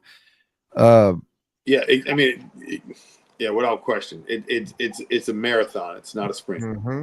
Yeah. And you've got to remember that, and you've just got to take it, and you've got to time that. You've got to time your stride. Another thing very important for the newcomers and the people that they've been in the industry for, I would say 5 years.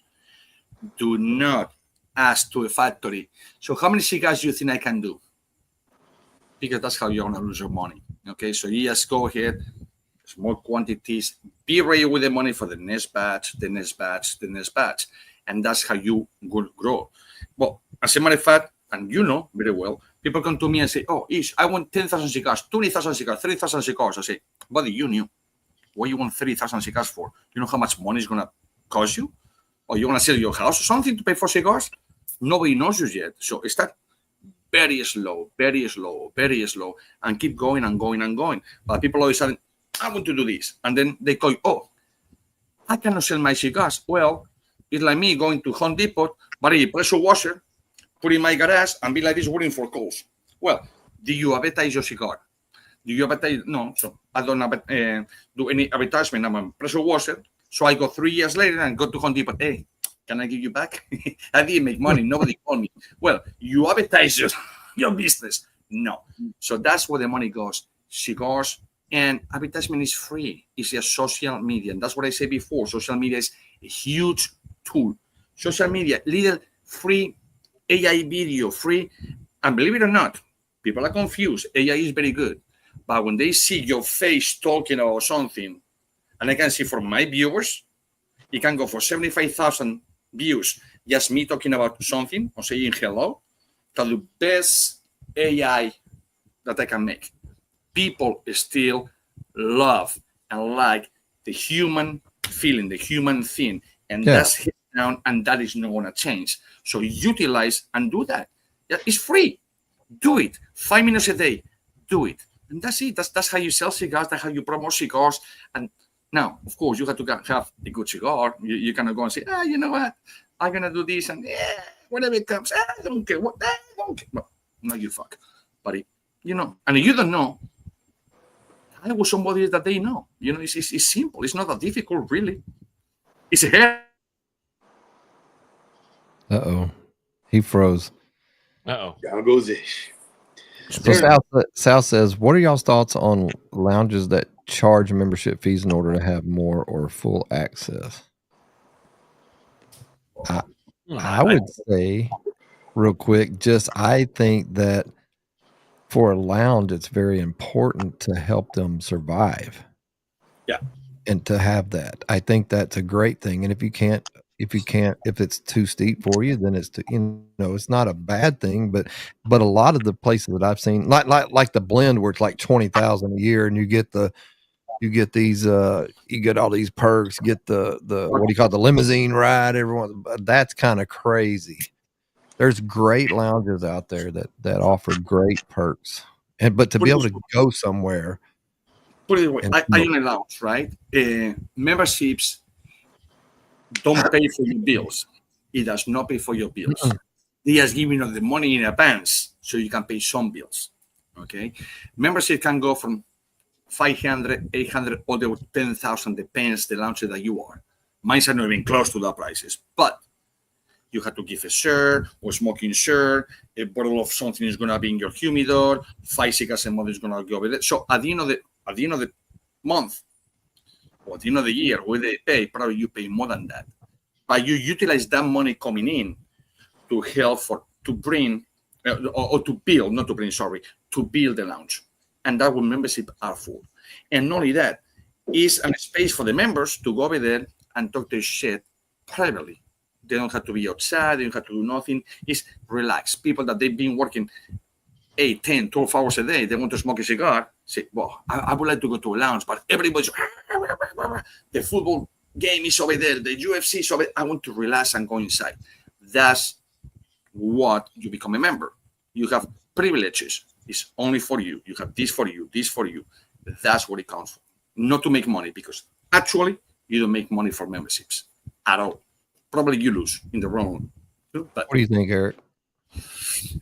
I mean, I really feel like it's really at whatever tone and whatever culture you want to create at your lounge, and also like demographic. So if you're like where I was at, if you're in Palm Springs, that's probably a model that's going to work out pretty well for you, because of the demographic and the people that come there to vacation and such like that. And it's also why I would tell people, like in the Palm Springs area, I'm like, I don't think I would try to do a shop here. Not because I don't think it's like, oh, it wouldn't be successful, but I don't think the cigars that I offer or get excited about, or the ones that we've kind of like built within our community, would be well received, because that's not what people are looking for over in that area. So I think it really just depends on location, where you're at, and what kind of like tone you want to set. So I'm not going to say like, oh, one person's vision for a lounge is worse than others. I can only remark on the things that I don't think work really well. Like I said, like the smaller humidor and stuff like that. I think that there are things you lose out on stuff like that, but really just kind of depends. I think that's why there's some brands that thrive in other shops and others that just don't. Yeah. I went to a lounge a while back, first time there, and it's a pretty small place. The main part of it was nice, had the bar, and it's just nice humidor, nice seating, a lot of people in there, wasn't loud. It was a good experience. And so me and a buddy of mine, he met me over there, and he had been there once, and I was like, hey, you want to go to the VIP room? And so they had like a day pass for $25. So we go back there, and we're sitting in there. I'm like, bro, we should have just stayed out front, because it was better. Like the whole experience was just better. Yeah. In the front, but that was just that particular lounge and that particular night that we were there. Well, and I know that this is probably contrary to what a lot of lounge owners would probably say, but like for us in the beginning, we always knew that we did not want to be a TV lounge, so we had no TVs within our lounge. Yeah. Right here, no TVs. yeah, it's about community, and I think too, like I'm not saying there's anything bad. Like we did have a 70-inch TV that we'd bring out for like Super Bowl day or Kentucky Derby day, or we do like we're gonna do a movie night. Yeah, exactly. You having wheels? Yeah, and that's basically what we would use it for, because it's like I'm not saying there's anything wrong. I like to sit in my garage and watch a movie and smoke a cigar, but that is something I can do at home. Like, why would I just want to go out socially and just do that? And it really forced, in a good way, people to talk and create a bond with each other, especially the regulars. And that's why we kind of had the tagline where conversation lights up, because it's like when you're it's a quiet room, there's music going in the back and you're all smoking stuff. As soon as someone starts like, hey, well, what are you smoking? Then it's really cool what happened. Now, that being said, you do have to steer the conversation once in a while to be like, yeah, how about them Dolphins? We're not going to be talking about that right now. But it definitely was something that was a vision we wanted. And I'm not saying this is the best way to do it, but in my opinion, that's what we wanted to do. As a matter of fact, Eric, I 100% with you. These guys, both of them, they came to my lounge a couple of times, and you only see one TV unplugged. That TV is only the VIP, and only if they want you can. I didn't even realize you had a TV in there. Yeah, I didn't even. It's up on the ceiling. Oh, gotcha. It's the only TV. I don't want people to go over there to watch TV. That there is Duffy's for that. There is Hooters for that. There is whatever they There's can a go. Hooters by you? You know, a good example though. It's me. A good example of a great layout, and I'll Close give down. them. I'll give. It goes down. And y'all would probably agree. I'll give them a shout out. Stories there in Lufkin, Texas, a great lounge. When they've been open the first part of the year, they were open a year. Good lounge. I know every one of those guys, and we've all been there. And they only had a VIP at first. They didn't have a front section. You go in the front section, they might have had a chair. You can go in the humidor, buy, pretty much leave, or go to the. But they've since changed all that. Now they have a nice seating area in the front, but the back part, they do have a TV, but they've got these like breakout rooms or sections that are different. It's just designed differently depending on what kind of atmosphere you want. And they've really done a great thing with their lounge, but not everybody can do that or has the space or the money to start out. So, but they've done really well with theirs. Well, one thing in a lounge, every time, if I'm correct, or maybe you told me you for top in the head, what you have to have, and I believe that they do over there, which we build in mind, is to have just a 5x5. That's a 5x5, one seat, one computer, and somebody has to that, because a lot of people, they just business guys that go over there and they just want to put the laptop or on the computer, whatever, for a meeting. Let them over there. They go, smoke the cigar, and nobody has to listen to the conversation. Yeah, they get that sliding door, but it's glass and you can see. Yeah. To me, that's a must in any lounge. You want, because there's a lot of people that, well, I go over there, but I have a call. What do I do? I go outside. Yeah. Do nothing. 25 square feet, and man, that sells. You can go over there and say, hold on, I can go over there and that's phenomenal. Yeah, no, I would agree. Yeah, for sure. So, Eric, let me ask you this: you talk about doing cigar reviews. What are your thoughts on, like, when you do yours, because it's so subjective? How do you keep it objective? Well, one, you can't actually smoke the cigar on YouTube anymore. So yeah, that's a whole other thing, right? I'll typically basically just lay out what the experience was in terms of strength level and such like that, because I don't have or let me put it this way. A lot of the companies that we are like representing are showing like, hey, there's this cigar. A lot of people have never tried them before. So the overall is kind of just like, what is the experience? Sure, a lot of beginner cigars are people beginning smoking are looking for that. But a lot of this is also people that have been smoking for a while. They're like, well, okay, you carry this brand. What is the brand about? What makes them different from X, Y, and Z?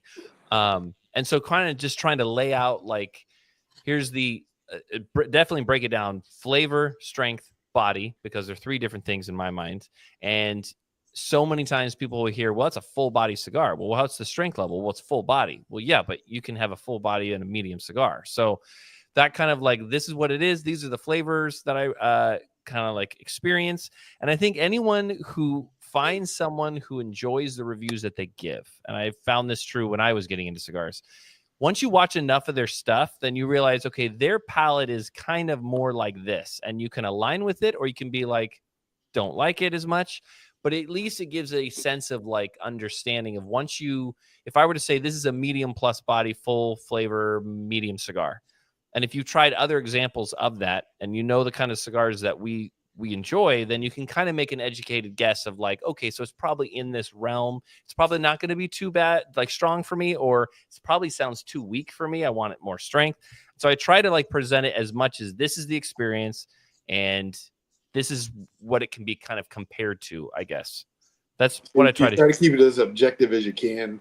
Yeah. But it's still going to be subjective because it's your palate. I get it. Okay. And honestly, I'm not gonna lie. Like, there's got to be some level of bias. If it's a cigar I'm reviewing and is for sale from our humidor, there's something about it that I like. So it's I can't just be like, yeah, well, every cigar is the best cigar I've ever tried, and this is my favorite, and blah blah blah. But I find there's a lot of truth in the smoker's palate, and your palate will change, your strength preference will change. And it's gone from I want full throttle to Maduro for me personally to like I kind of want something creamier and lighter in the morning. So finding that type of path that will change. And so I've found that I will definitely have like these are like my top picks for August that are like my favorites right now that I've been really enjoying. Triforium is one of those. Like this is the August cigar for me. Yes, it sounds biased. It's our anniversary cigar, but I will also say if I didn't love it this much, it would not be our anniversary cigar. Right. So there's that aspect. But like there's plenty of cigars too, like in June that I'm like, this is the cigar for me. Phantom Fury was that cigar for me. Like I was smoking tons of it. Fortunately, you can't get it anymore. But I know that will change when cold weather happens. And then when the fall happens, my palate will change and my top picks for that month is going to change. But I find that that's what I enjoy about it. I like the differences. I also am a big bourbon enjoyer. There's sometimes I'll be on a kick, Heaven Hill all the time. And then, all right, now I'm on to something else. So it just is that way. And then there's those standbys that doesn't matter when. Foundation Tabernacle, I will always enjoy. That is a freaking phenomenal cigar. I love that cigar. Yep. And you say, Eric, you say something that I try to explain to people for the past, I don't know, 25 years, and they don't get it. I say, depends the weather is going to change. Yes. So again, like I always compare things to things. I say, okay, you come to Florida right now, when I shut my off, and it's not something with a 90% humidity, I'm the only guy probably in the whole state of Florida drinking wine. Most people, beer, because it's cold. Now, go to Russia with a drink, vodka. Go to Alaska with a drink, something similar, because of the weather. So it's very important for people to understand, mostly knowing the body, mostly on the strength. For people that they know, body is one thing, meaning flavor, strength is meaning nicotine. So the more nicotine that you have, if it's hot for you, it will put you down and probably, I see people passing out. Boom. I say, what happened? Well, you're not on 118 and you have 100% strength. Yeah, that will do it. But you go to different places, it's different things. So what you just said is totally, it's not like it makes sense. It's the real thing. So it depends who you are. You're not like one cigar or the other. 100%. Absolutely, yes. Yeah. And I find that interesting. So like, for example, I'm actually on my second cigar. This is a custom blend that we've got coming for Halloween that I've been like smoking through over the last while. And when I think of like our Halloween release, it typically is a darker Maduro because that weather's changing. It's getting a bit colder, but also what is like most commonly consumed around those times as well. You have pumpkin pies, you have apple cider stuff going on, stuff like that. So like the notes within this cigar remind me about some of those things. It's this, I would say, is a fuller body, full flavor, medium plus strength. But it really has some of those richer notes, something that I probably wouldn't fully gravitate towards in 120 degree weather. This is something that I would definitely be like, ooh, this is the cigar that I'm really going for. And the whether you want to call it the smoker's journey, your palate's journey, that's why I think that you see so many different small batch bourbons coming out, so many small like limited releases, aside from numbers and money and making that up for these companies. I feel like there's a decent amount of consumers that want to try new stuff, and that your palate will change, and kind of learning your palate is so much a part of this that I really enjoy. It's no different than with beer. I mean, I've done it. I was in a craft run for a long, long time. I wasn't touching a stout or porter in the summer. It was just too hot. If it was a really hot day, a sour was perfect. IPAs were fantastic, and then as soon as that fall hit, then the porters and the stouts started coming out, and it's absolutely a weather based piece. I'm originally from Connecticut, so I saw a lot of season change, and a very noticeable season change. So yeah, without question, it falls along those same lines. Yeah. Is there any? What are you 6 years into your journey approximately? Is there any? I know you've thought about it. What about a Eric Drazin cigar? Or what you thought about? Do you have house cigars? Have you thought about your own brand coming up in the future? Or so I mean, I would say it, and it is going to be 6 years. It's actually 6 years in 5 days. It will be our anniversary, which is really cool. Congrats! I feel really blessed to make it that far. Yeah. I kind of fall on the line of what John was saying. Like when we were starting this, I'm like, oh, that'd be the dream to have your own cigar line and blah blah blah. And now I'm like, because and a lot has to do with like I've seen some of the work that these companies, smaller companies, have to go through, and even seen those brands that will do really well at our shop, like Stallone cigars or such like that don't do well because people, brick and mortar shops, don't necessarily want to hand sell cigars. And it makes sense if you're busy, you don't always want to be walking into a humidor and talking to people. This is why you should try it. I find that's the fun part of this business, so that's why I've never shied away from it. But one, I would probably feel self-conscious about having my name on a cigar. I don't know what that's about, but I'm just like, I don't know. It just seems a little pretentious for me personally, but that might change in the future.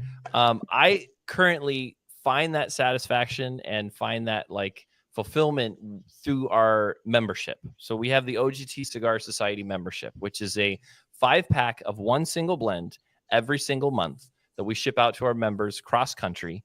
And it's either a limited production or an exclusive project made just for our members. And what that does is we get to use,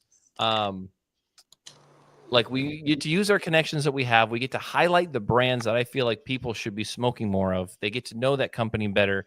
We get to shift that spotlight onto them. For example, Triforium, I think James Brown does an amazing job. When people have texted me like, hey, you did a great job on the cigar, I'm like, that's James Brown. Like, I'm glad we were able to collaborate, but it wasn't me who made this cigar. At the same time, I'm a little selfish. I want this cigar created because I think it would be great. So there's like a small aspect. I think that in those lines, we get to kind of play in that realm. So who knows in the future, but I would honestly say that's why I think I love our membership so much. And the most common thing you get when small batch product gets put out is like, oh, that was a great cigar. I wish I had more. And so that's why we've always taken the approach. It's a membership like any other Cigar of the Month club, but you're getting one single blend and you're getting 5 of them. So we smoke it out the gate. First, like podcast of the month, that's what we're smoking. So our members get to jump on, smoke it with us. What are you tasting? What are you feeling? That sort of thing. And then they've got 4 more to either age or share or something like that. And it's another way to, I guess, infuse into the community of like, hey, check this out. And there's plenty of brands that we never carried, but they were willing to do a project with us. And I was like, I believe with this, great reception. So we'll bring that brand in. And they've become big favorites here. So I was very fortunate, and I got gifted a OGT exclusive Stolen Throne. Oh, and, awesome. Oh, my God. I'm a huge Stolen Throne fan to begin with, and that one there just knocked my socks. It was phenomenal. Awesome. Yeah, Lee is crazy cool, and he does a great job. I've watched. That's how obviously I've seen you. We have never met in person, which hopefully someday that'll be. But But that's how you get to know somebody. You see their personality on, like, your videos and stuff that you post are phenomenal. Like, they're great quality, everything about it. I love the way you promote your company. And Thank you.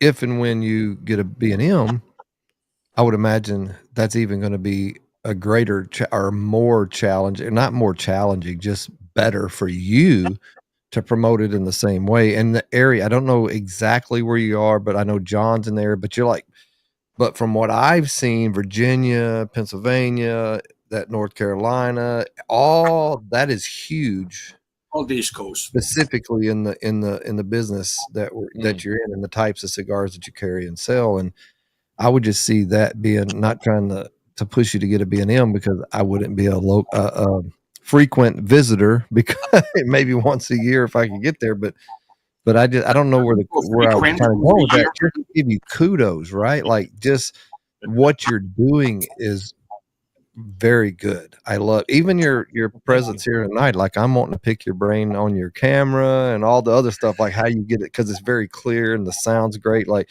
I thought my mic sounded pretty good, but yours is awesome. And so, but I mean, I don't know. I was just trying to give you some kudos. I didn't really have Thank I you. was just making a statement versus asking a question. Well, I mean, it's definitely been a learning process, and I've had to pick the brain of like friends and even customers who have done stuff like podcasting and such before. Mhm. But as Ish was saying earlier, it starts really, really small. Like, Yeah. we just recently have finally a studio, and it's almost 6 years. Like, we're kind of like making like steps into doing that. I would say a brick and mortar shop is going to happen. It's more of just a question of like, let's do it right. Let's make certain that we have the right location, make certain we do it the right way. Because honestly, that's one of the biggest things I miss. I miss being able to sit amongst our community and talk with them, pick their brain about what do you think about the cigar. But I think too, that's the blessing of having kind of social media and where we're at. And I saw a comment from Brent Hagen, I believe, saying I was gifted a nope rope and it blew me away. So what he's alluding to is that we every year people do, every cigar company under the sun has a year of the snake, year of this. And so last year there was that huge controversy about year of the dragon because of the lawsuits and all that. And we're like, let's do a tongue-in-cheek kind of play on this. So we came out with Year of the Smoky Lizard, and we're like, we're gonna release that for our members. It was an exclusive blend, and then Year of the Snake comes up. So we're like, all right, we'll just continue to do that sort of thing. Year of the Nope Rope, which is kind of like very hokey, but at the same time, Year of the Snake, I think of like Lancero, like long and thin and like snake-like, and so we were able to get a custom Habano Lancero. It's a bit fatter of a Lancero. It's a 7x42. So people will be like, it's not really Lancero. Either way, it's in that realm. It plays in those waters. So much flavor and so much great construction. Like, one of the best constructed Lanceros I had come across. And so many people shy away from Lanceros because they think, oh, what's this long, skinny thing? It's uncomfortable. It's probably going to last 20 minutes. You can't hide behind the blend of a Lancero. And you have such rich flavor, as many cigar nerds know. So we released that one. It went over really, really well. So then 2 months ago or last month, we released the San Andreas Maduro version, which is my personal favorite. But that type of experience now, people now can be like, I've never tried a Lancero. This was my experience. What other Lanceros exist out there? Or what other San Andreas? So that's a big part of our membership. It opens up those doors, and just a fantastic cigar. Like, really, really well done. Well, how does somebody get into your membership? Like, what does that all entail? Like, so yeah, we on our website, it's a subscription where you sign up, and we thankfully, and it's still not on the horizon. I hope it doesn't have to be for some time. I think it's inevitable, but not yet. We've never raised the prices over 4 years after opening up our membership. So it's $43 plus tax, and you get a 5-pack. So you're under $10 a cigar. When you look at it in form of, like, we just sent out the Triforium to everyone, which is $11.50 a cigar. So you're getting quite a bit of a discount as a member. And so you sign up, and that's a subscription that goes through on the 22nd of every month, and we ship it out. So that way, our first show of the next month is about that cigar. Everyone has that cigar, and they can smoke with us. Yeah, so that's what we did with the Phantom Fury as well. We were able to, Zach and Andre were awesome to work with, and they were able to procure that for us. And so we sent that out to everyone. After that, people were like, well, what is HDA? And I'm like, you guys should be smoking it. That's right. Yeah. The Veiled Mutiny, I will never. I haven't tried the new one, but the Veiled Mutiny, and at first it was the Descending Shadows, and what's the other one? Cataclysm. The Cataclysm was the one that was everybody was raving about. This is like beginning of last summer that in the group that I was in, and I was like, yeah, I got that one. I like that one. Then I tried Descending Shadows. Once I tried the Veiled Mutiny, that was my cigar. That was just, and that's just the one I love. It's the one that hits for me. I love that cigar, so I can't wait to try the other one. It's funny you say that, Randy, because and that's what I like about brands and cigar smoking is because you have those. Well, this reached my palate a different way. You're right. Cataclysm seems to be the popular one. Veiled Mutiny is the one that I'm all about. Yeah. And that's the one I'm probably always pushing, but it's definitely not the biggest seller out of the three here at OGT. So, see, and for me, I've smoked a lot of them, being their only rep, and that Descending Shadows hits me just different. I know Ish doesn't want to hear this, but I catch this cinnamon cracker graham cracker flavor out of it that I looked at Andre and he's like, you get it. And I'm like, yeah, I get it. I fucking get it every single time. Ish does not like hearing that. There's no graham cracker. I can't even articulate the Veiled Mutiny right now. It's just one of those cigars when I know that I enjoy that cigar, and if it's I'm out. I won't ever keep them because I smoke them. But if it's in there, that's the one I'm grabbing because that's the one I can smoke, and it's just something about that cigar for me. What I dig about this stuff is the signature that's in there. We've talked to people where we start talking about the blends on the cigars, and they will automatically tell you, is this blended here? Because they know they're the only ones that use it. And that to me is another level of geekdom that I dig. Ish has a signature. Like you smoke one of Banff's, you know it. It can be blind tested, but there's a signature in there. Exactly. You smoke the black label stuff. There's a signature there. Yeah. There's that factory signature. There's something there. Yep. Not to throw in a can of worms, but dare I say there's a craft to it. I don't know. In HTA, what they released, they began April of 24. They're a little over a year, and like they're doing it right. Zach Under, like they're in good dudes, man. But guys, let me know if you agree again or disagree. To this, you see, to this me saying agree or disagree. Normally it's Randy, but to this me. So, anyways, the flavor in the cigar, the consistency of the cigar, everything in the cigar. Do you believe, guys, in subliminal messages? Oh, absolutely. If I'm in the blender right now and I pick up this lighter, it's a cigar, okay? And I smoke it. And it's one of mine, per se. I'm not going to put nobody else. And three of you having that, and it tastes. I said, well, think about orange peel. All of a sudden, in the second, oh shit, that's what it was, because in the blender. There's no fucking orange peel over there, okay? It is not. I just make it up. Look, oh my God, it's Himalaya salt with a touch of pepper from Nebraska. And people will fucking agree. So that's one thing that you will do well in the testing and talking of the cigars and do reviews or whatever, because you're gonna tell how you feel. I see myself that will come with this tastes like a pineapple upside down cake. It's a strawberry with a chocolate and cinnamon sticks, whatever. That's what people don't get about the cigars. Depends how big you are.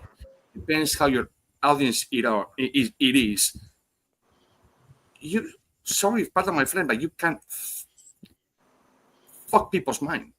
Yep. I watched it happen. I watched it happen on a big herp. We were all smoking together the same cigar, and I got a text and watch this, and they started talking about how they tasted carrot cake or cheesecake or some shit in it, and more than half the group agreed with them. And I'm like, there's no fucking cheesecake in this. So that's what I never agree. That is cinnamon in a cigar. Is no strawberry in a cigar, and no strawberry lifesavers. The cigar is called salt, not pepper. But again, Ish is great at ruining shit for me. Well, case in point. Yeah, case in point. I think you Well, do. case in Years, point. Eric. When for I years, blend, it took go me ahead. to figure out the peppers, the white pepper, the black pepper, and the red pepper for years. And the red pepper. And in one fucking podcast, it's ruined it for me. Well, case in point, when I was blending with Ish, all these different leaves that we smoked. I mean, it's like a feeding. Boxes of fucking leaves. It's like a fireman's hose, right? You're just getting all this information. But when we finally got to smoke a blend that was fully blended, and I'm smoking, and or actually, no, it was the Caballeros that I was smoking. I was like, what do I taste? And he wouldn't say. He wouldn't say what it was. He made me tell him what I was tasting, and it was all over the place. And for instance, just quickly, I was like, I just taste this dried fruit. Like it was just like it's something like us. And he says, well, it's plum. And once he said that, I was like, I can see how that tastes like plum, but it didn't taste like plum to me. But that's what it's plum. So I would have no idea how that Right. Right. Plum cigars, it will have plum taste. Cigars will have salt taste. It will have no pepper whatsoever. Forget about that. It's not. It is not. It's not pepper in a cigar. Okay, it is not. Cigar is made by water, honey, and nicotine. That's it. Now you can taste and remind you like it. Yeah, absolutely. That doesn't mean that it's in the cigar. It remind you like it. Or but smell people are getting those notes. Like that's what they're reminded. But when they get all like, what is it? What's his name? Marzipan. What? Marzipan. If that's the way you articulate it, that's the way you articulate it. If that's what it means. I used to say creamy butter all the time. That's just what I tasted. That's the only way I could describe it or articulate what I'm tasting. And I'm sorry to put this to you guys, but the only cigars that it will taste like they say it is fucking flavor cigars. Chocolate. Well, no, it tastes. It reminds us of those flavors. Okay, now I want to get Eric. I want Eric to comment on this one. I would say that. Would you say that there is a commonality, maybe a Venn diagram, with cigars and coffee or cigars and wine? Yeah, 100%, because they come from the same roots. Yeah. So coffee, wine, cigars. Don't give me bourbon. Don't give me whiskey. Don't give me tea. Okay. None of those. So why is it that it's not a hard leap to be like, I am tasting garden hose and fresh cut grass from a wine, but you can't do that with a cigar? Because the cigar is no mix. It just leaves. The wine is mixed when you take it out from there. But you have different seed varietal and like fermentation, just like you do with a cigar. And I'm not, let me just say this right out. I am not a blender at all, but it makes sense to me why your palate, which has got all these different receptacles, has a factory to pull on of what it reminds you of. And so not to say like graham cracker, there's graham crackers in this, but if your palate factory is recalling this is the same sensation I get from graham cracker, it's not a crazy leap to me. But Eric, it's two different things. What remind you of, it doesn't come in your palate. It comes from your nose. Yeah, it doesn't come from you have more receptacles in your nose for sure. Nasal like 3 or 4 times more. So when you put it in your mouth and you go and you can do like it. You can see people go, well, they're doing nothing. It's no wash mouth. You just put in your mouth. That's it. You don't have to be 30 seconds over there like, now I put it out. You don't have to do that. Most of the flavors in the cigar comes from the smell. Now, people like Randy over here will tell you that, which is true, you miss it. You miss some flavors in your retrohale. Depends how you retrohale. You have a very hard retrohale, the only thing that it does to you is burn your sinuses. It's nicotine. So now it reminds you like pepper. Depends how it is. It was not so hard. It was white. It was kind of medium. It's green. Fuck, it was very, very spicy. Oh, it was red or it was black. It was not. It was you burning your sinuses. It's no pepper in the cigar. Period. It's not. Volcanic Soul has salt, no pepper. I'm It's I'm like I, Nesca, no. I'm Working on me. so Eric, if you haven't watched the episode, you may when you get time to listen to it. So we did a thing with Ish that Aldi sent him 3 cigars unbanded, just normal branded normal cigars, That's close. with 3 of them, and Ish was able to. Now we picked cigars that, as far as we knew, what they disclosed was what tobacco was in it. Ish had no idea. I never smoked those Number cigars. 1, 2, and 3. My biggest thing is I was like, yeah, let's see if this guy, he knows all this. Let's see if he can actually name the cigar. That was like, we didn't figure that was going to be, but not only did he name everything that was in it, probably gave away undisclosed tobacco, and named the roller, named the cigar name.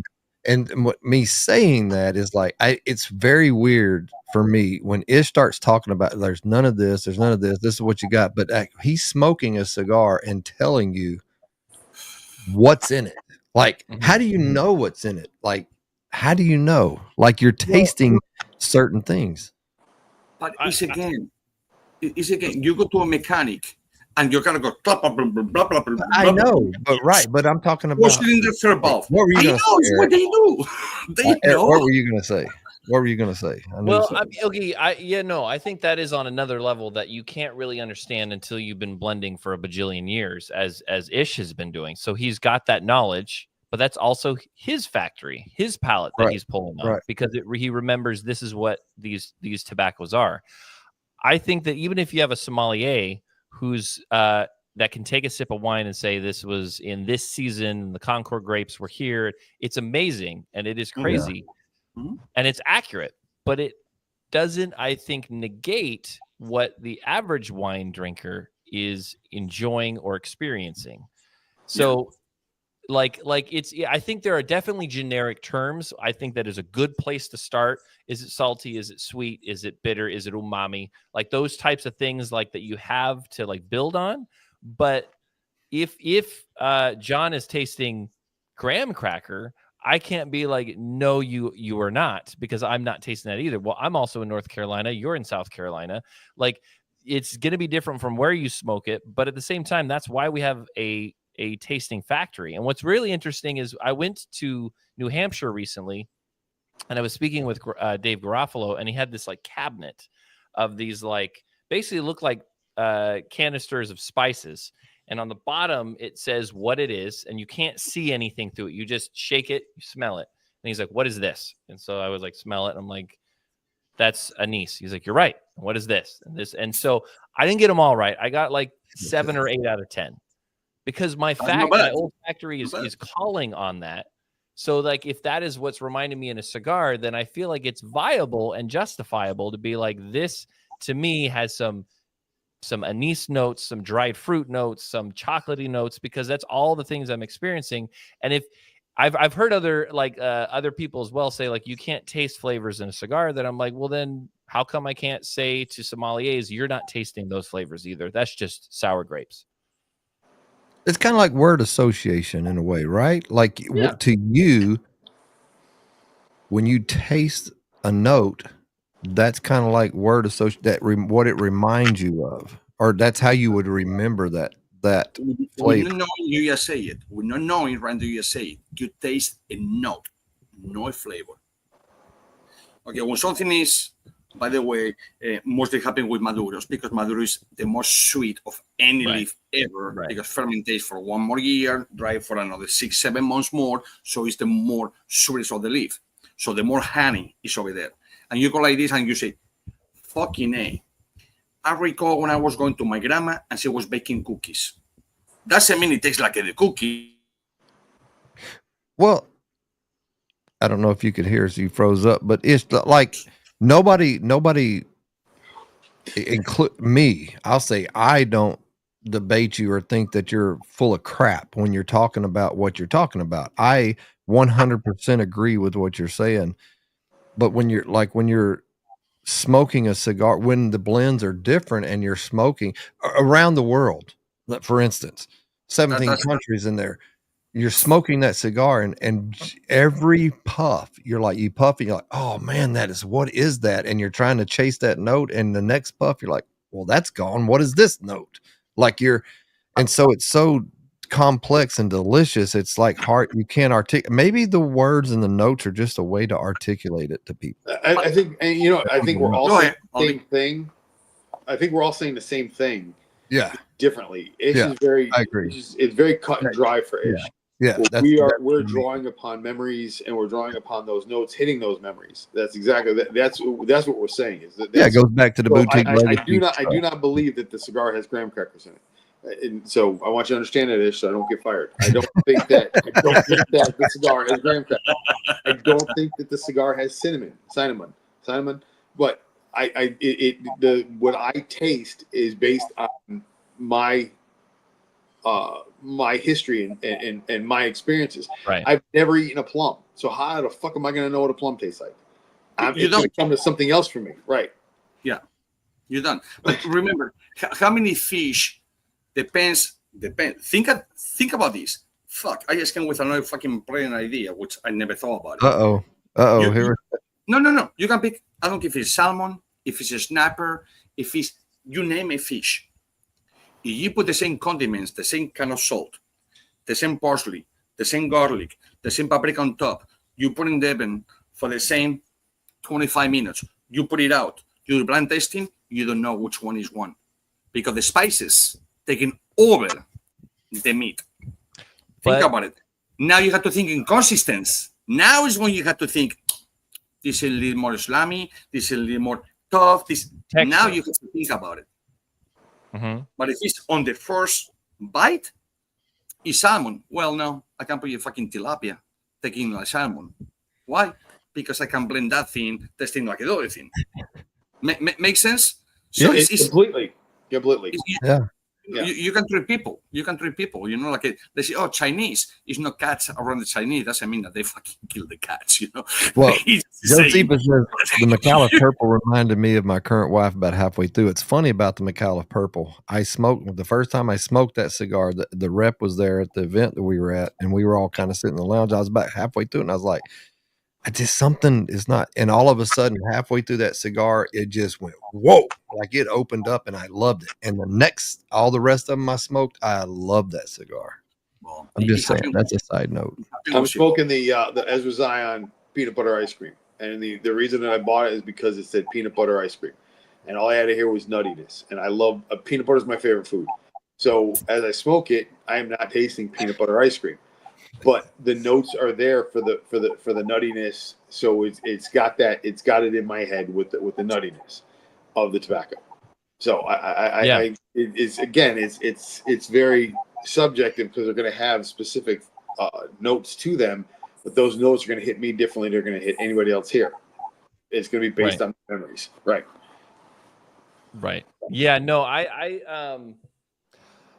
Again, you're talking about a subjective thing on palates, but I don't understand why cigars can't be approached in similar things that people love that have so much of a similarity, like with coffee, same thing. Oh, this is single origin, City plus roast, and it has more of a citrusy like element to it. It's got more. So it's like I view cigars in a similar realm. Now, again, I'm not a blender, so that I could be completely off by this, but in terms of experience, what you're saying, like blind taste testing, there are certain companies, as we've said, that have that signature type of flavor like to it, and I've even seen notes work in the negative way. I didn't like that cigar. Absolutely. Why? It was just too floral. It was too citrusy. I don't want orange peel in my cigar, and that's what I was tasting. I don't like flowers. So, and so I think it can go both ways. I think as the senses are and the experience of tasting your cigar, I think that's a part of it. And maybe it's used negatively to just sell cigars, which I think is a shame. But at the same time, like, I think that, I don't know, when I think it's completely viable if someone's like, hey, I have a cigar note, very intense dark chocolate, like a really, really like bitterness of chocolate that is there. Well, yeah, there's no chocolate in the cigar, but the consistency is where that brings your mind. So I don't, think there's No, anything no. wrong. I think, and exactly what you're saying, I agree 100%. And I agree with Ish. Ish is actually the person that will sign your tobacconist license, right? Like, so his stuff that's what he's teaching. That's in his mind. He gets not stuck on it, but that's just that old school, you know what I mean? Like, and he understands that Yeah. we Yeah. take the notes and stuff like that. I think it has to do maybe just even sometimes just within and I may be wrong, but just in his way of conveying that to people, like, no, this is this and this, but you're not getting it.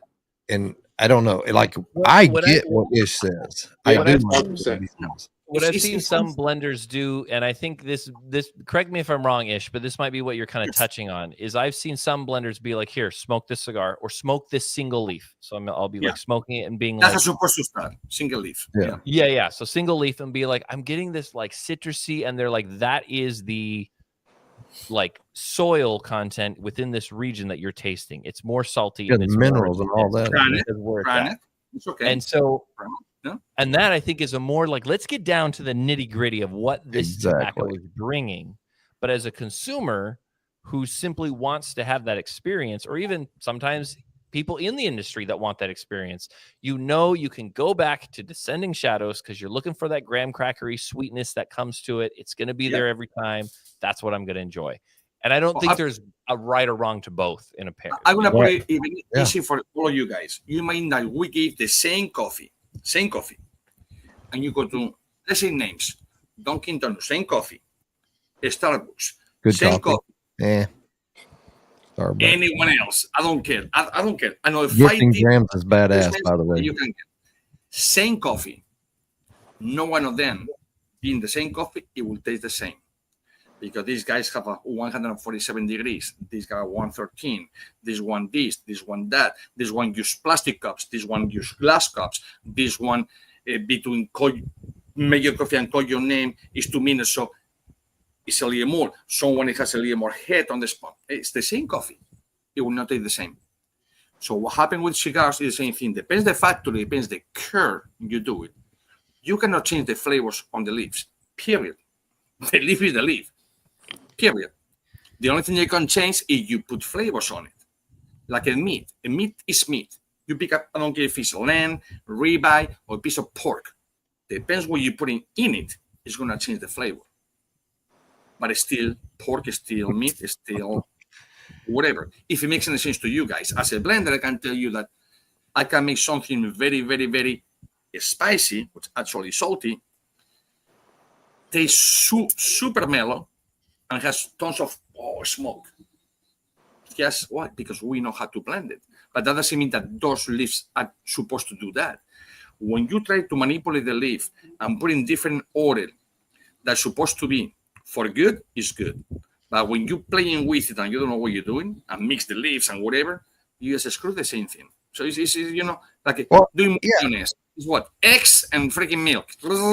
It's just the way your brain thinks. Ish, like when if I come to you when we were first talking about blends and tell you what we want, the notes and the flavors that we want out of it, that's what you need. You're thinking in different terms. You know, you're going to be a little salty. You're going to have this dark, this well-aged Maduro is going to give you a little sweet and this and that, and then that's going to combine and give you those things that you're wanting. It's just a different way of. For three of you guys, how many times you heard somebody or the audience say any Candela wrapper or any Conica wrapper, it tastes like chocolate? Tell me one person who say that. None. Because it doesn't look like it, and just in the brain, it doesn't. Now, every time the chocolate comes across is what? Dark Havana, Dark Sumatra, Dark Corojo, and Maduro, and Oscuro, period. Nobody else is going to tell you Candela tastes like chocolate. You see what I was talking about subliminal messages? Depends on what you look. You see two cars right here. You see a freaking 500 and a Ferrari. You just think the Ferrari is faster. Well, yeah, it's faster by looks, right? But the Ferrari has no engine. The 500 has. You see, it looks very good in the outside, but what is in the inside is what it took you. If it makes any sense to you guys. Complete. Yep, it does. Eric, have you ever heard of Drifting Drams Coffee? Fucking awesome. They are Awesome. friends of ours. Driftingdrams.com. Try the cigar blend and thank me later. I'm As a matter of telling fact, you. as a matter Oh of my fact, God. three of us, we're making 100 cigars free for them just because how good the coffee is. Oh my God. Nice. Ethan and Katie. Anyway, I had to give them a shameless plug I'll have to because take a it's look so at it. Yeah. freaking For good, sure. man. Yeah. Coffee with your favorite medium to mild, probably, or medium cigar in the morning. It doesn't matter. Yeah, it doesn't really matter. Everything. It Yeah, is I smoke with freaking everything. good, man. Nice. So where's OGT in the next 5 years? That's What are exactly your what I'm saying. what are your thoughts? Like I said, we are working towards doing a brick and mortar, so that definitely I hope to see within the next couple of years. As we kind of like familiarize ourselves with the location area, and kind of just building our community as well, our membership. And just, I mean, I think too, a big portion of where I get enjoyment of is also like filming a lot of it and like content creating some of it. So I would love to eventually go to like Nicaragua, go to a factory and do a full documenting the whole thing through the lens and putting something together kind of in that like documentary style. I would love to do something like that too. So we'll kind of see. I would love to do that about a cigar that we're going to feature in our membership so that you can kind of see the process from the beginning to the end. But yeah, mostly like brick and mortar and still plugging away online and such like that. Because I know what you've built on the West Coast, so I'm really, really excited to see how you're gonna build that on the East Coast. Dude, I see it It's very exploding. exciting. Your I see it future is very exploding over there. exciting for a lot of us to watch because we know what you've done on the West Coast. Well, thank you. I will definitely say it seems to be more accessible on the East Coast than the West Coast. So there's definitely that. Yeah. So it's really just we'll see in God's timing, and we'll keep pushing away. But I really do like for people who kind of like followed our journey, whether it's on social media, just check out our membership and check out kind of like the really interesting blends. We really, I think, have always tried to keep at the forefront the community and the education aspect. It can't just be simply light up a cigar, I smoke that, okay, I'm done. What's the next? I want there to be more value to it, I guess, if that makes sense. Yeah, and I think that is your draw, is how much you love and support the community. I think that's a very big piece for you, and it shows. It truly shows. Thank you. Thank you. Oh, Yeah. one thing, if I might say that I like, if I understand correctly, again, my English is fucked up, but if I understood correctly, you're saying the same blend, 5 cigars, so same cigars in a 5-pack. Yeah. That, I believe, is the only time I seen this happening, instead of saying 5 different cigars, totally whatever. And I really appreciate that as a blender, as a brand, as a whatever you want to call me. Don't call me that. It's 10:24. Randy hasn't said it yet. But it's good because you can smoke 1 or 2 cigars, give one to a friend, put in the humidor, let it be. So I believe that to my knowledge, I believe that you are the only one doing that, unless somebody buy a box and they do it by themselves or whatever. Sure. You're the only one doing that. So I appreciate thank that. you. Thank Eric, you. No, did you make the Triforium video, or is that Black Label? Oh yeah, no, we made it. That's my wife. Oh, dude, that was in it, and I filmed it. that's freaking great. Thank you. Like that. Thank you. That is a great video. I'm gonna have to reach out to you at some point. Yeah, and I think too, like, having that just kind of entertainment style. I know YouTube hates it. We always get really dinged, really not like in strikes, but like we get shadow banned a lot. But like that type of like, I don't know. It's like, how do you bring to life the feeling that this cigar brings without even having to say anything about it, is what we try to convey through that. So we've got some other things coming for our upcoming releases. Our next drop coming in September, and then our Halloween drop. These are things that I try to like, okay, what are we going to do for this? And it'll start as a concept, but it's always built on the cigar that we're doing. So we always built that kind of around. And Triforium was one of those things that I'm like, it is a all-encompassing cigar in your palate, in the aroma, and being that it's called Triforium, we were kind of like, we should just set it to like choir music, make it a little bit somber, but also like almost reverent in a way. And so I appreciate it. Thank you. I don't know where I was going to go. You know how you get a thought and then it goes away. That happened after you 55 like yourself. Yeah, it happens a lot. Oh, YouTube. You mentioned YouTube. So you what is your YouTube channel? Our YouTube channel is either OGT Cigars or Oak Glen Tobacconist. Either one, it'll come up. Okay. So I know you guys got a big following over there. So, and you know, talking to Peter with Cigar Collective on Cigars Unbanned and some of those other guys, and you know, it's like, what do you think the future of YouTube is? Like, that's why I keep popping up that thing, trying to, you know, Rumble is very hard to get the following on because of I think it's a good alternative, but what's going to happen in the future? But right now, it looks like Instagram is about the only one that's somewhat fair in a way. You still got little issues, but what do you think? Friendly, it's different thing. It's not fair. It's friendly. Well, it's getting where it's not. Depends on where you are. Look at Real Smoke, man. They've had lots of problems in the last couple months, you know, and just rebuilding and stuff. And you know, that's something you put. You know, this business is passion, and when you put all your passion, all your hard work into it, like a YouTube channel, your Instagram, and all that, and they can just take it away. Well, I think that it really, what I'm starting to learn and strategize with, it's like what is permissible on YouTube? What can we do? And then maybe make it more of a destination if you can do Rumble in terms of like that Triforium video. Looking in hindsight, probably what we might do in the future is make a video like that. Have some reels and some shorts like featured, but for the full video, go to the Rumble channel because that's where you can experience it without us getting penalized for it. Right. And then we follow the guidelines on YouTube of like you can't smoke on screen or whatever, to try to navigate it that way. I mean, I do think that like it sucks. It really, really does suck. But at the same time, you got to kind of bob and weave, and you kind of have to evolve through that and figure out what are the parameters you can operate under and try to push forward that way. Yeah, we had Tim on, I guess, last September. It's been almost a year. So, you know, great guy too. Golly, just like you. I love talking to Tim Swanson. It was just such a down to earth and knowledgeable and just, but yeah, he's a great dude. You know, backstage we were talking about all that stuff and talking about how, you know, he's very protective over this YouTube because of that. He don't smoke. He'll smoke, but you'll never see him take a drag. Their production crew will.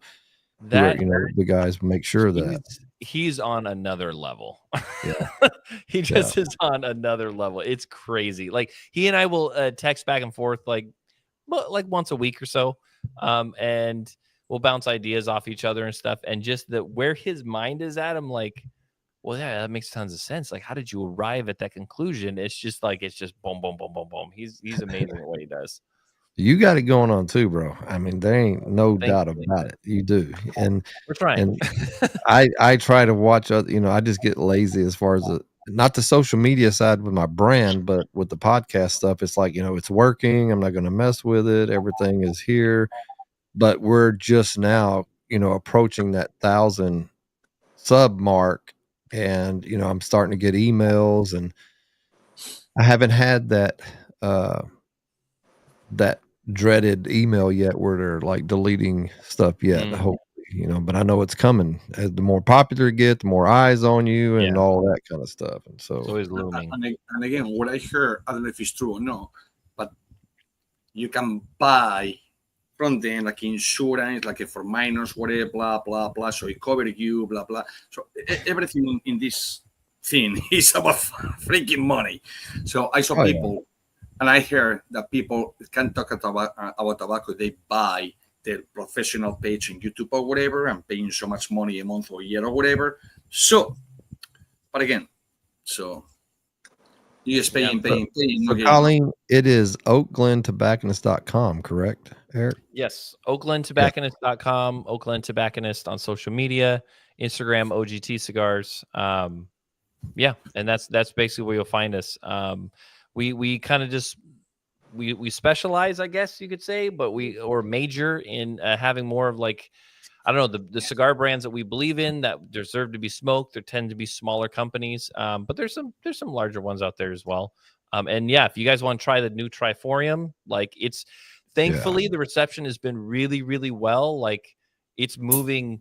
It's bittersweet because it's moving much faster than I thought it was going to. And so I'm like, oh my gosh, I better grab a stash for myself now, because when this is gone, I'm going to be kicking myself being like, this was our cigar and I can't even smoke it anymore. Well, that brings up another subject. You know, last year, I think maybe toward the end or first of this year, you guys had a vault, like a vault release. And I remember buying the Clown Roadies, and they were out. Do you guys do that a lot? Do you save some and then? We do it as best as we can. That is Right. basically our Black Friday sale. Is we try to open up the vault that of like things that like really hit, people really love. So we try to put some stuff aside. Sometimes it works. Sometimes it went too fast. The craziest is, I don't know, John, if you were the Stolen Throne you were talking about was our 5th anniversary cigar. It was a box press Habano Rosado. That's the one. That cigar, I learned the worst lesson so far, and that was I did not order enough cigars, and that basically sold out in 2 hours. And I was like, oh my gosh, what just happened? Like, it's a great feeling, but at the same time, I'm like, we don't have any for Black Friday. We don't hardly have any for our anniversary event. Like, I was like, what am I doing? So I've tried to learn those lessons. That's the same thing as my personal problems. I just don't keep enough. I can't, when it's a good cigar, I just smoke through them. I can't keep them. I try to save them. I got one more, man. I just smoke it. Yeah. Before we get to the final thoughts, we'll get you off here. I know I haven't seen all these twisting his drumstick, but we typically doing my do best. I'm doing my 2 best. hours, but we're about 2.5 in. It's just been great conversation. But I just wanted to, I got to mention TPA. Have you heard of Tobacco Products Association? The TPA? TPA.rocks. Tobacco Products Association. It's been around. May was its year anniversary, but it's really kicked off really full since May. You might want to just, if you can, any one of us can send you a link. Every Wednesday we have a meeting at 8:00 Eastern. Is that what it is? 8:00 Eastern. And we just kind of get on there. But it's for everybody. It's for brands. It's for consumers. It's for everybody that has to do with cigar accessories, lounges, and there's discounts, there's perks and stuff like that. And it's also about within that group, which was what I was going to say earlier about cigar companies, smaller brands and stuff. It's very important, and a lot of us on social media, we're all about promoting on our brand pages, Instagram or whatever. People say something, we tag each other, because they're everybody. I don't know. I get tired as much as I hate to say it, but I do get tired of smoking my cigars sometimes. I want to smoke a Veiled Mutiny or some other cigar. I love cigars, and I think it's just for cigar people that love everything about the industry. That's what it's for. Okay. So I'll take a look. Yeah. And it's a good deal. So let's go around the room. Ish, what's your final thoughts, man? Final thoughts for you, Eric. Sorry, these guys put you out of it. No, it's all good. So, man, do what you're doing. Thank you. I never see you before like this, face to face. Well, not face to face, so but over here, and you're doing a great thing. And you, let's call pandemic thing survive, and now you're doing way better. Keep doing what you're doing, and you're thinking to open a lounge. Go for it, man. The sky is the limit, like they said. So go for it. Yes. Your thinking is great. Your feet are on the ground, which I love it. Your own opinions that it matters the most anyways. And you're doing the right thing. Well, thank you. I appreciate it. My pleasure. Aldi? I just want to say thank you so much for your time. And I'm looking very much to the future for you guys for OGT as far as what it's going to do on the East Coast. And I love the community that you bring over here. I really do. And I wish you the best. I'm excited for you. I appreciate it. Thank you so much. Yeah, I can't say anything different. Just just keep doing what you're different. I mean, doing what you're doing, right? I mean, everything you do, your social media stuff is on point. All your stuff is on point. And I would say you're right there with Tim. I mean, I'm just going to say it. You're right there with Tim. Tim's great. You're great because it's just about quality information, quality. And it's about, and that's the biggest thing in this industry, I think, especially doing where you're at, is about the education. It's just educating people, telling them the truth, the honest opinion, your opinion, which matches with just about everybody. We're all going to have slightly different opinions, possibly, but it doesn't mean that we're wrong or right. It's just as long as we're saying the right thing, right? Like, for instance, when you're going, like people go into a lounge and maybe they got somebody that's just been working there for a couple weeks, right? They don't really know about all of it. And that's not the person really that you want to be talking to sometimes, especially as a new consumer. That's a whole other subject, but I appreciate you, man. Any final words there? Yeah, no, thank you guys so much for having me on. It's been a great discussion, and I mean, I love talking cigars and picking the brain, and I mean, it's basically what we enjoy to do at lounges where we can just hang out and talk. And so it's been a pleasure, and I really appreciate you guys like have me on as a guest. It's a big blessing. So thank you. Yeah, I've really, really enjoyed it. And to all the people out there, all the questions, all the people that's joining us, man, we appreciate it. Make sure to follow us on Rumble. Please make sure to go follow Eric on social media, all the stuff, all the things. And as always, peace out. Y'all love one another.